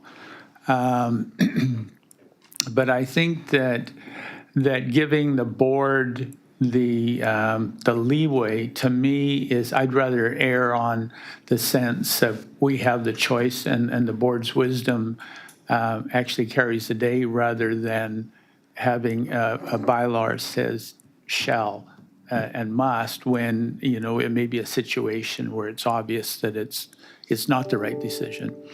So I mean, we're elected as a board to make those decisions. At the end of the day, we usually do. So I'm quite satisfied with the current reading there, bylaw. Thank you. We're going to Director Wally, then Director Chapman, and then to Director Rice. Okay, this will be my last comment on it, but the whole intent was to meet the criteria the ombudsman set forth. The way it reads now, it doesn't meet that criteria. And having something in our bylaw that says maybe we'll, maybe we won't, why even put it in there? We can, maybe we will, maybe we won't, do whatever we want anytime we want. Why put that in the bylaw? What does that mean? It means nothing. That was the point of it. If you're going to have something in the bylaw about meeting the ombudsman's requirement, let's put it in there. If you don't want it there, don't even put number 6 in. Well, just on that note, not to be that guy, but we are certainly meeting the Local Government Act requirements. We're not meeting any public notification rules by this. Okay, Director Chapman. Thank you, Chair. I just love it when a provincially appointed official who knows diddly squat really what a regional district does starts dictating to us and encouraging us to do certain things. We meet the legislation. That's duly elected provincial government has directed something to be happen. And I don't see anything wrong with giving the board some discretion as to when and what we do. And I don't think we should be kowtowing to whatever the ombuds person thinks would be a good thing, especially when they don't really understand how this whole process works. So I'm in favor of leaving it as the way it is. I think it's more efficient. I think it's more effective. And in the end, probably more economical as well. Thank you. Okay, so we had the one amendment by Mr. Wally. Correct. Still to be voted on. Still to be voted on. Okay, so, oh, I apologize, Director Rice. I didn't recognize you in the jacket. Sorry. Thank you, Chair. I just wanted to say that I agree with the comments by Director Kerr. I think it is much better just the way it is. Thank you. Okay, call to question. All in favor of Director Wally's motion? Do we have a second? Director Vaughn has seconded, so all in favor was 4, opposed? Do you need the individual names or just the fact that we have the majority? You got them? You're good. Okay, the motion is defeated. Number 2, Mr. Chair. This is on page 2, section 7, entitled Prerequisites to Service Establishment. Our bylaw says, before proceeding with the preparation of a service establishing bylaw, the board will satisfy itself that the objectives of the proposed service are fair and reasonable, and the costs associated with the service will be borne by those areas that would benefit from the service. Now, my point here is that I would disagree with those who would selectively argue that any benefit to their own jurisdiction is a benefit to the entire region, and therefore everyone should pay for the asset that's Sorry, over that particular. sorry to interject. I apologize, but your microphone. Let me start again. No, you don't have to start again. Yeah. I love doing this. Before proceeding with the preparation of an establishing bylaw, this is what our current one says, the board will satisfy itself the objectives of the proposed service are fair and reasonable, and the costs associated with the service will be borne by those areas that would benefit from the service. And I was pointing out that I disagree with those who selectively argue that any benefit to their own personally owned jurisdiction is a benefit to the entire region, and therefore everyone should pay for their own asset. I believe this kind of reasoning is self-serving, renders the intent of this section of the bylaw worthless, makes a mockery of it. Therefore, I move that we change section 7 to read, before proceeding with the preparation of a service establishing bylaw, the board will satisfy itself the objectives of the proposed service are fair and reasonable, and the costs associated with the service will be borne by those areas that would directly benefit from the service. So what I have done is added one word, directly, before benefit, a direct benefit, not just some airy-scary benefit. CAO. CAO. Well, again, I'll second that. Director Vonish, discussion? the first thing that comes to mind is whether the board, whether that inhibits or limits the board's ability. Like you're saying, whether they have a direct or a benefit. I guess that's for the board to decide, but I'm not certain about that. I need to see a flow chart to understand your logic on this. Truly, it's a bit baffling when it's spoken out in so many words. The logic is pretty simple. The way it currently reads is that if you want to pretend that some asset you own, like the Sayward Fire Hall, Sayward Valley Fire Hall, we own that, the regional district owns it, and I'm claiming that's a benefit to the entire region. So you guys got to help pay for it. I'm saying that's not fair. It should be a direct benefit. That's what I'm saying. But I think what the board does is vote on whether they think that's fair or not. So. Yeah, but it's a money thing, of course, like everything. I don't think Area A could afford all of the services it's getting right now if it wasn't for net contributions from the greater group. So I think you're a net consumer of money from the rest of the regions as Area A. I don't know that for a fact, but I think if we ran some numbers, we'd find that it's not always going to be a direct measurable benefit for everything that we do. This is like the same thing where we're talking about a housing service that would benefit perhaps the medical community, which, this is where the hospital is located. There's a detached and intangible benefit to the other communities who want to come here. You can't directly measure it. So is that what we're talking about here, or what? No, I'm talking about assets that you own. So assets. Assets. I thought we were talking about service. Okay, Director Colburn. Microphone, please. Thank you.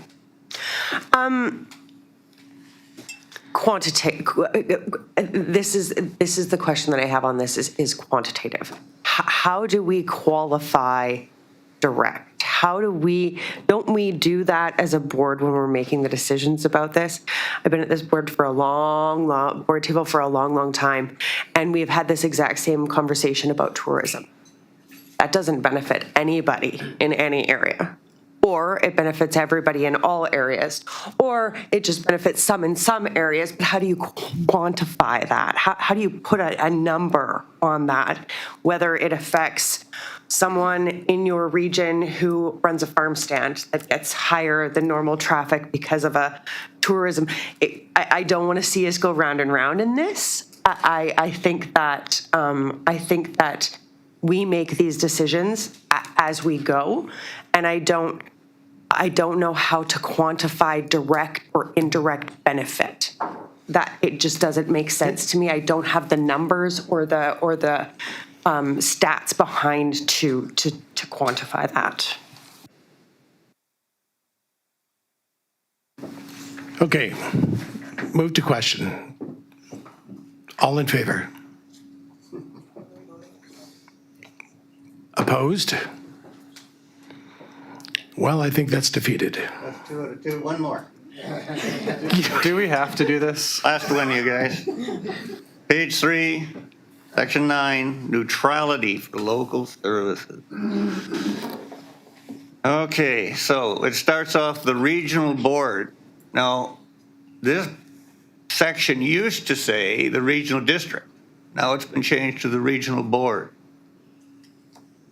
The regional district, which it used to say, I used to interpret as including staff. In this new version, staff has been exempted, and it's the directors only that have been targeted, and I don't think that's appropriate. But anyway, it says the regional board will remain neutral with respect to local service initiatives that require approval of the electors, and will not publicly advocate for or against such initiatives while the approval process is underway. Now, I don't understand the purpose of this. When we get the final report on the service initiative, like whatever, the Strathcona Garden Service Initiative expansion is coming up, that'll come to the board on a Wednesday.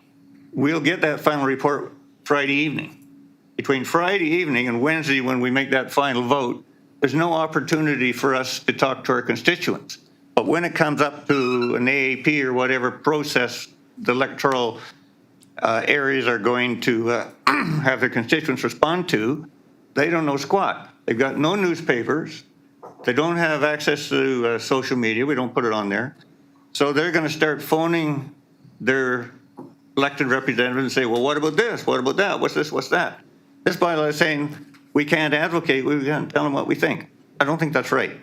So my motion is to change it to say staff will remain neutral instead of the regional board, which is us. Staff will remain neutral. I don't think staff should be promoting regional services one way or the other. And I think in the past, staff has, in local things like that, told the public, well, we are neutral, we can't really comment on it. So that's my motion. I don't think you should exclude us. Do we have a second? I'll second that. Director Mawhinney, discussion quickly. Director Rice. Just one question that I had. I thought that when we get the report for a service and we're going to go ahead and then it's decided that there's going to be an approval process, that there's still a fair amount of timeline before that approval process actually goes out to the public. So that still gives the directors time to talk to their community. Yeah, that's a good point. Thank you, Mr. Director Rice. So let's talk about the housing service, for example, because that's a current out there. The board made a motion to establish the service. That process takes 6 months at least. So, for example, that's out there, the housing service and the borrowing authority. The board approved that a few weeks ago. The process is that goes to municipal affairs for the inspector's approval. We won't get that back for 2 months.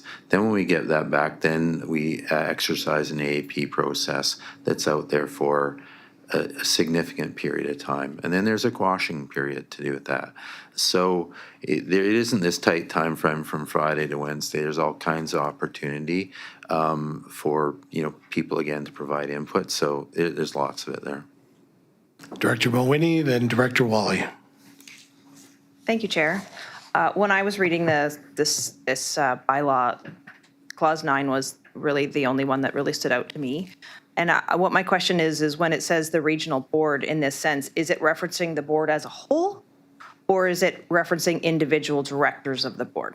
To me, staff neutrality seems reasonable, as does the board as a whole. Neutrality retain Sure, I'll let Mr. reasonability, Yates. but maybe individual directors might be wanting to speak on behalf of a service initiative that they've been promoting. Okay, So, yeah. Mr. Chairman, if I may, the reference to the regional board in this section means exactly the regional board. So the board as a whole will not take a position, what it's saying right now, the board will not take a position with respect to these service initiatives publicly while the process of approval is underway. That's what it's saying So right now. being the partial author of this, then I have a question then, based on something current that's out there when we talk about, Director Wally's talking about whether board members remain neutral. We have regional recreation that we've kind of have out there, and both directors have put notices in their respective letters saying, if you don't like this, write in. So is that what, and tell the regional board how opposed you are. Is that, I'm just morbidly curious myself, is that what we want to get to? Is that the opportunity you would have? Because we have that scenario out there right now where both the Area A director and Area C have written articles in local newspapers or newsletters saying, write in and tell them you don't like this idea. Is that what we want to enable? Because if that is, then I think I need direction to reflect this, to represent that, because is that what we want? Director, I'm curious, Director Wally, so is that what you're hoping that this supports?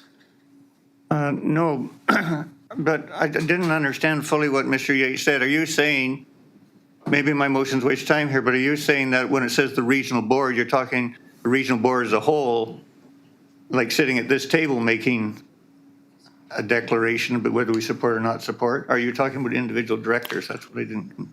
Mr. Chairman, my comment was essentially to say the regional board speaks with a voice, not 14. And this reference in this section is to the board as a whole. So it doesn't affect individual directors?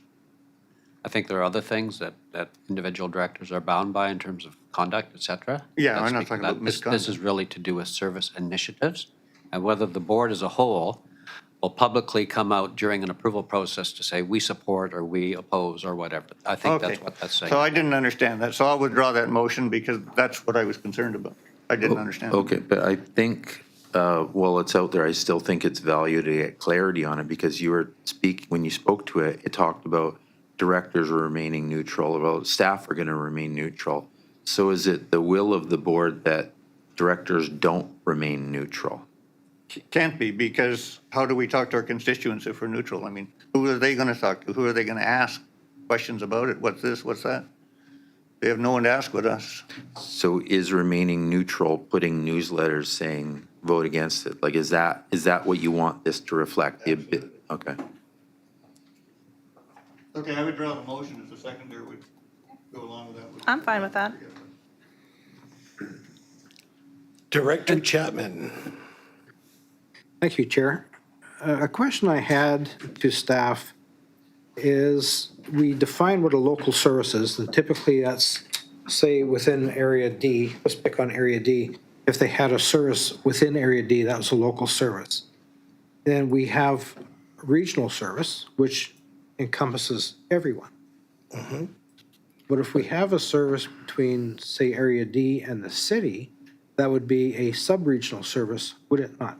Yeah, so again, we have three forms, I guess. We have regional service where everyone participates in, sub-regional where more than one participant, and I suppose less than all participants.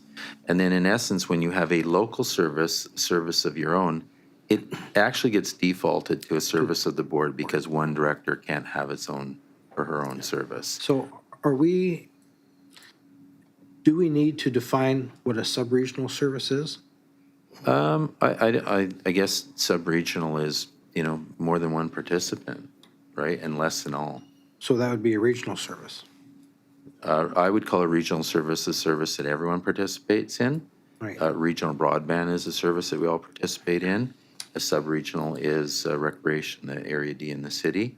And grants and aid are individual services that default back to So the we board. don't need to define what a I sub-regional don't think service so. is? I don't think so. Yeah.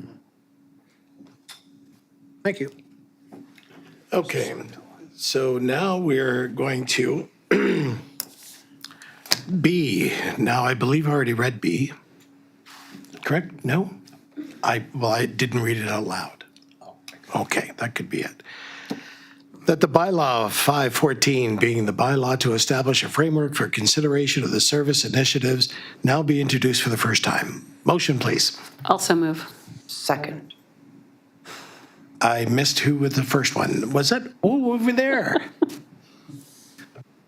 Sorry, Director Sinat, I just haven't heard your voice for a while. And the second was Director Rice? Sure. Okay, discussion? All in favor? Opposed? Seeing none, motion is carried. That the rule be suspended for bylaw 514, given the second and third reading. Motion, So- please. So moved. Director Sinat. Second. Director Colbert. Discussion. All in favor? Opposed? Seeing none, carried.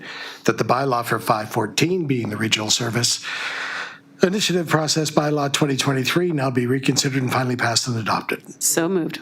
Director Sinat, 3 for 3. Director Chapman, 2. And we got discussion. All in favor? Opposed? Seeing none, carried. And that the that the policy CP 022 processing service initiatives be repealed. So moved. Director Colburn. Second. Director Chapman. All in favor? I missed that discussion part. Did you guys want to talk about that at all? No? Okay. You did? Director Mowini.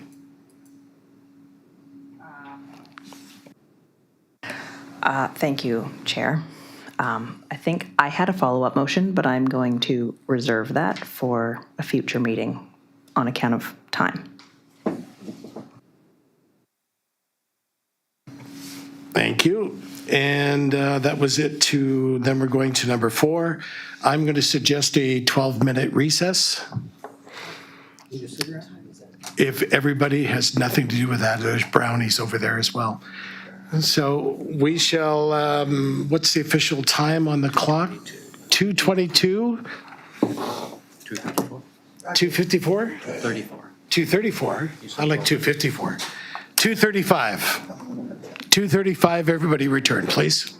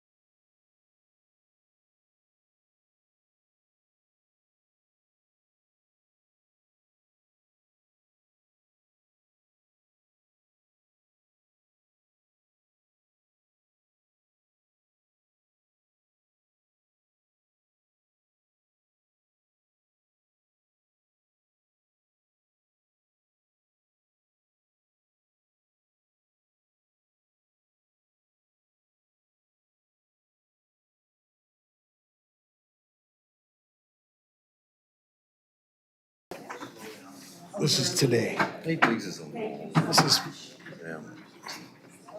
I didn't adjust your chair, so that's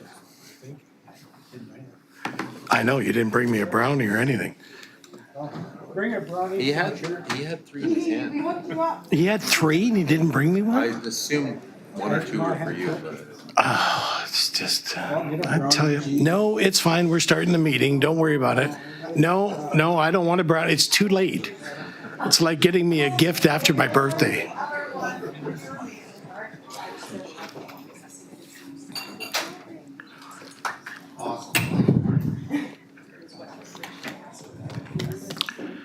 Okay, do we have just about everybody? Just about everybody.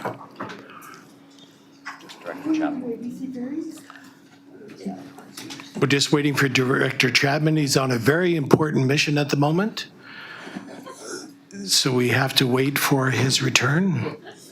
Put an orange. It's awkward now. Oh.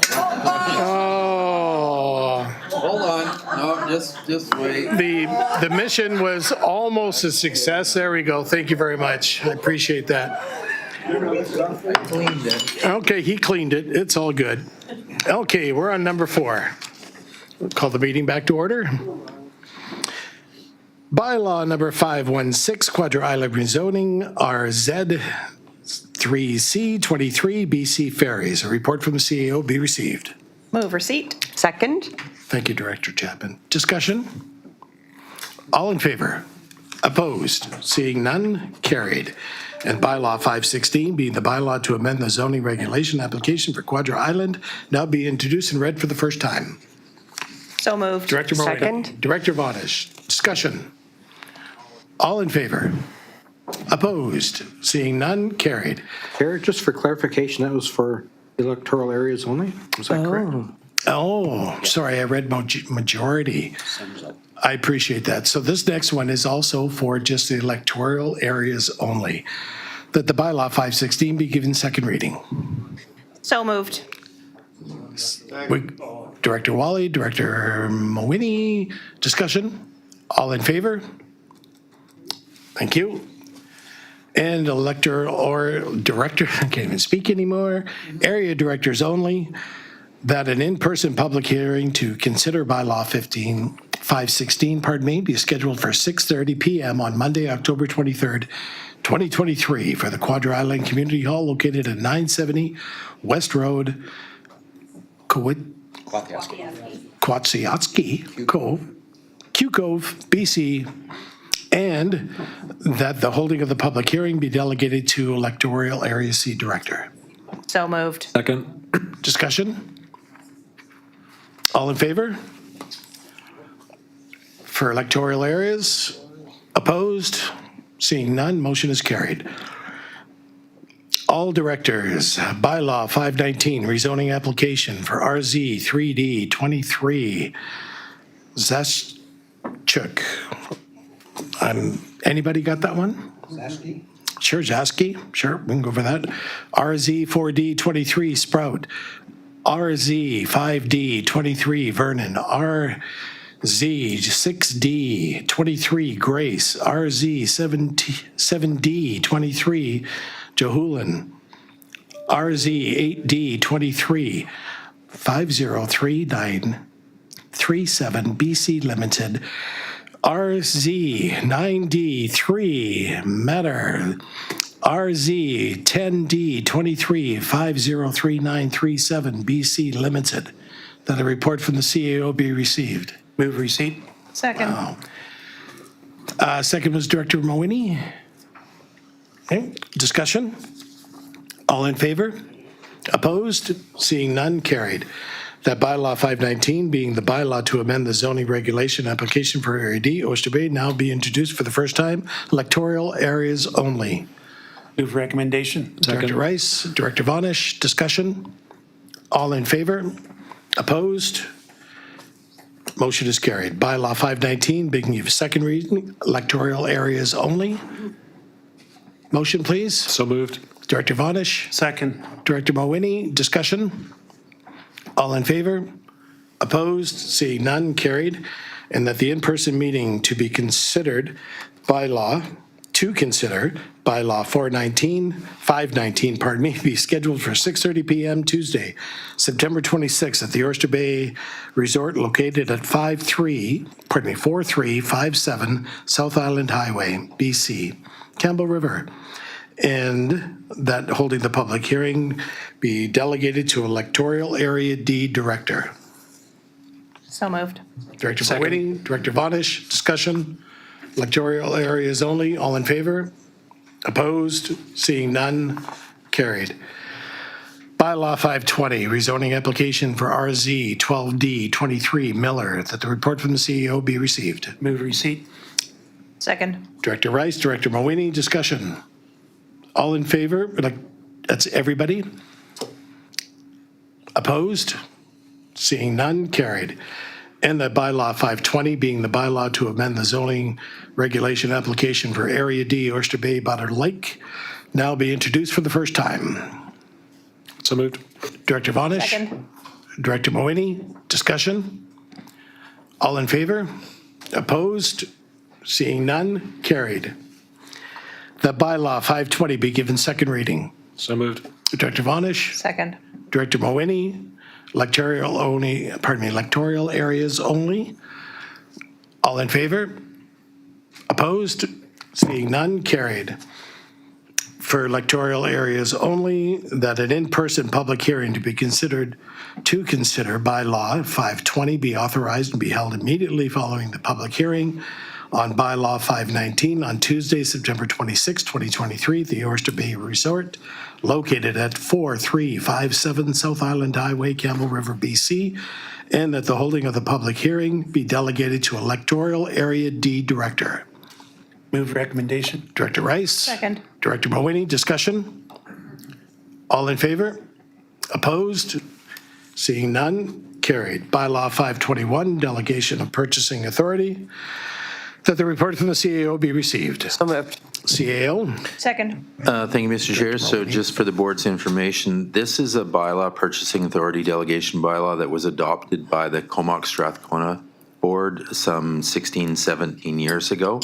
A lot of things in the world economically have changed, and this is our attempt to bring forward an updated, more modernized version of a purchasing delegation authority that allows expenditures to meet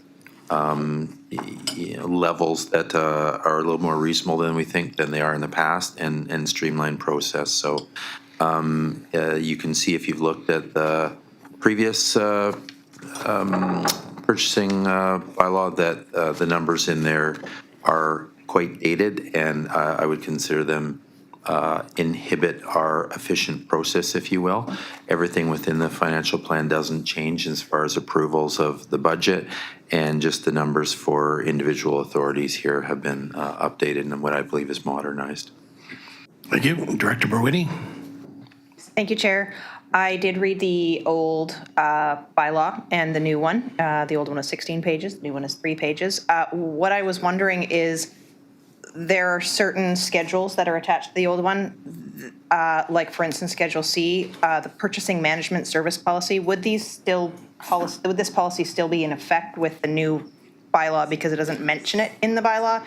And in Schedule C, it says that it is the intention of the policy to provide internal control measures through the separation of duties and responsibilities. It includes contract management and legal services management. I was just wondering if those are continuing on or if they are being removed.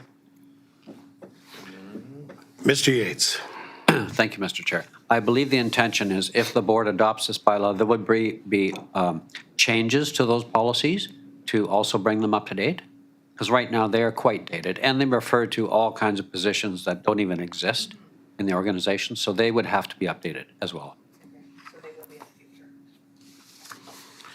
Thank you. Okay, still on receipt. All in favor? Opposed? Seeing none, carried. And that the bylaw 521 be given, being a bylaw to delegate the authority of procurement of goods and services of the Strathcona Regional District, now be introduced and read for the first time. So moved. Director Colborne. Director Chapman. Discussion. All in favor? Opposed? Seeing none, motion is carried. That the rules be suspended for bylaw 521 be given second and third reading. So moved. Director Colburn. Second. Director Chapman, discussion. All in favor? Opposed? Seeing none, carried. And that the bylaw 521, being the purchasing authority, authority delegation bylaw,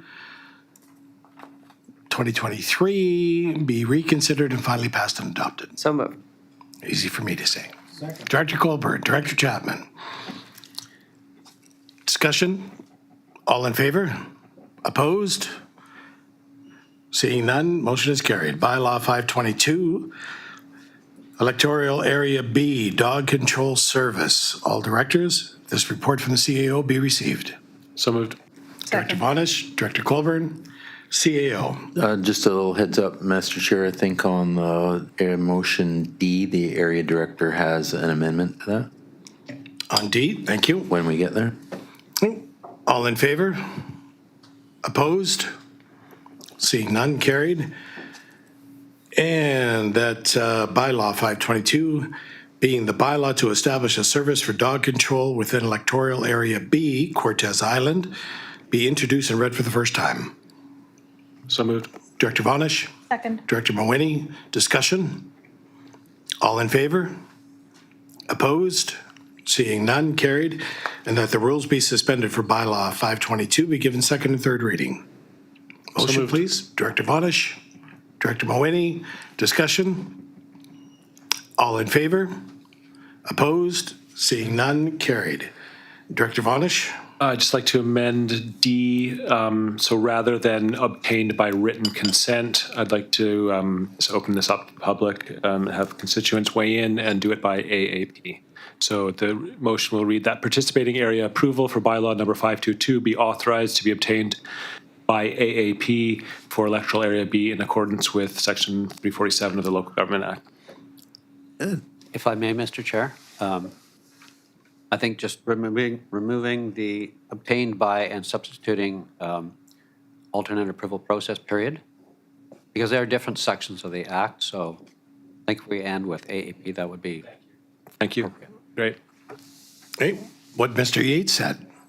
We have the first, Second. we have a second, Director Colburn, discussion? All in favor? Opposed? Are you okay there, Director Colburn? Yeah. Just checking. Okay, bylaw 523, permissive tax exemption, Royal Canadian Legion. That the report from the CAO be received. Director Chapman, Second. Director Colburn, discussion? All in favor? Opposed? Seeing none, motion is carried.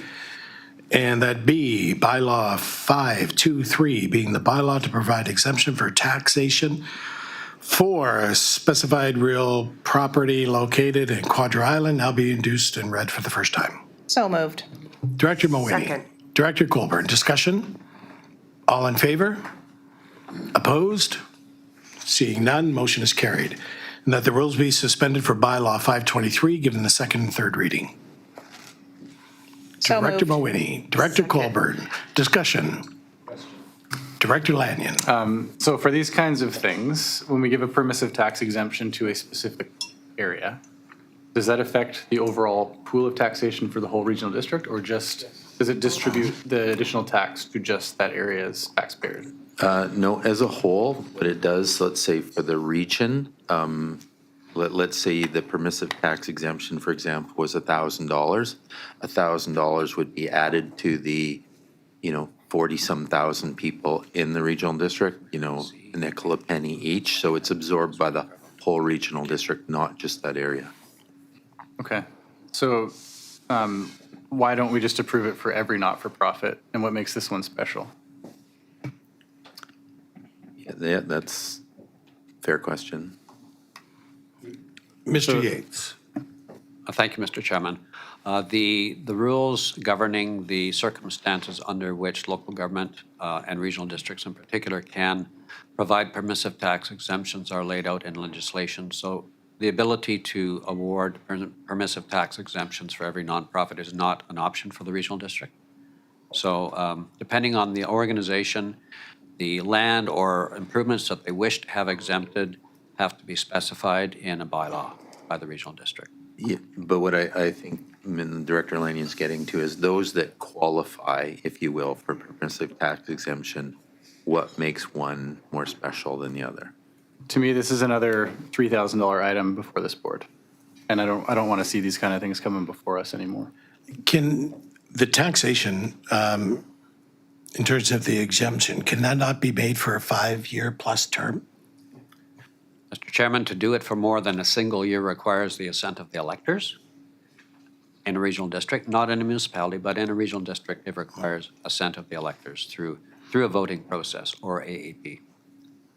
So that's typically why these are done on a year-by-year basis, and only for those that apply, because and it has to be by bylaw. So the complications of trying to capture everyone in a single bylaw would be quite enormous, actually, but it probably could be done if the board wishes us to look into that.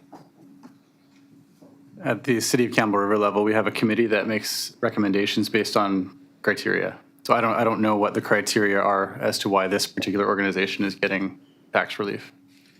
Makes no sense. They meet a criteria and they apply. Again, you can meet the criteria and not apply, but we don't get a lot.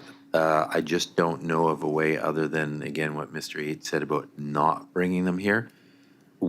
We don't get a lot of them, but I don't know a way around that.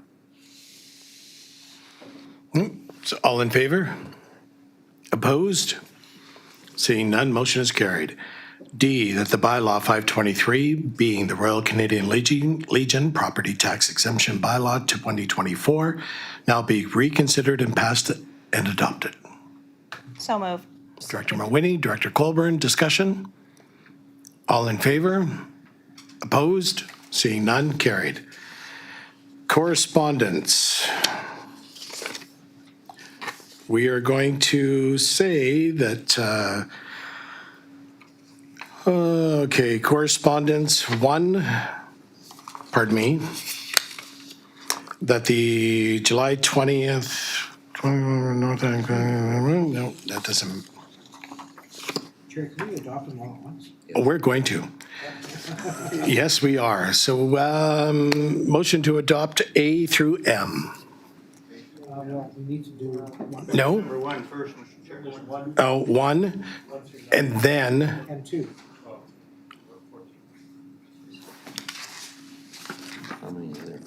I'm going to make a motion to accept the correspondence 1 A through M. all the way through to 15, and if anybody wants to pull any, they can. Second.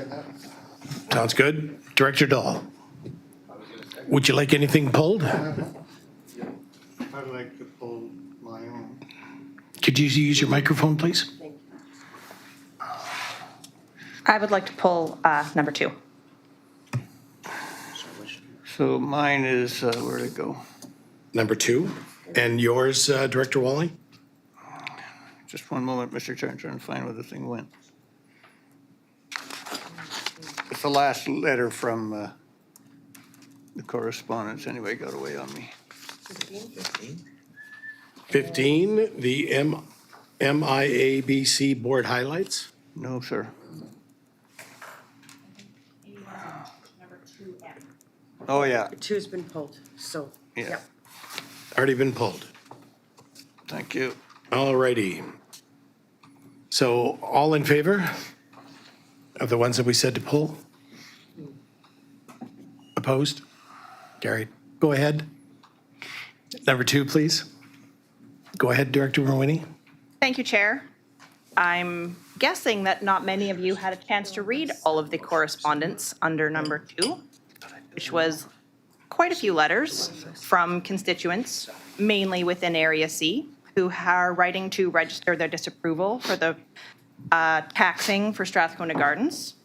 And I would just like to point out that although that hasn't moved forward in any significant way here at the board, there is, beyond these 12 letters that are on the correspondence, I have received many additional emails and phone calls and concerned conversations at post offices that people are quite concerned about this. Many of these letters you will see are from people who don't live on Quadra Island. They live in other areas within Area C. They are boat access only areas who do not have very clear access to Strathcona Gardens and believe that with the very few number of services that they are provided, and they're happy with their low taxes for that, but they would like to continue in that way. Some of them are low income or elders or seniors who are already struggling with their taxes and are not in a position to be able to add another $400+ to their annual taxes. So I thought it was really important that you all at this board table understand that it is a really significant concern for Area C residents. And hopefully you can take a chance to read some of the letters. Thank you. Director Wally? Thank you. And item M from Mr. Bill Westsells. He represents the feelings of the majority of the constituents in my area. They are also extremely upset. One of the major reasons is, of course, the village of Sayward has a pool. Anybody in the valley who feels obliged to go for a swim has every access to it. No one is going to drive down the Campbell River to do that. And we just talked about fair and reasonableness. It's totally unfair and unreasonable to expect people who don't use it, never will use it, to pay for the Strathcona Gardens. And as I said, the vast majority of my population feels that way. And I hope at least the board is willing to give them due consideration. Thank you. Okay, just, we have no motion on the floor, but we didn't do Motion the to receipt. receive item 2A through M. Thank you. Second, Second. Director Dahl. Discussion? All in favor of receipt? Thank you. Anybody want to discuss that any further? You're all good? It's all the correspondence. I think we should read the letters individually. It'll only take about an hour or so. You guys all good with that, or no? I've already read them, Chair. Thank you. Okay.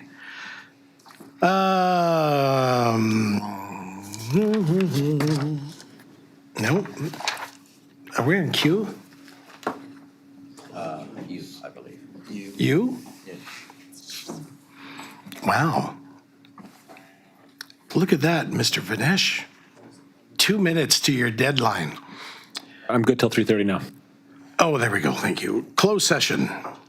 That the report from the CAO be received. So moved. Second. Director Wally, second. Discussion. Question? You have a question, Director Chapman? I want to call the question. You want to call to question? Let's go. All in favor? Opposed? Motion's carried. And that the meeting be closed to the public for consideration matters deemed to fall within the parameters of sections 90-1A, F, G, J, N, and O of the Community Charter. So moved. Goldburn and Chapman, discussion? All in favor? Opposed? Seeing none? Carried? After the closed. Okay. We are going into closed.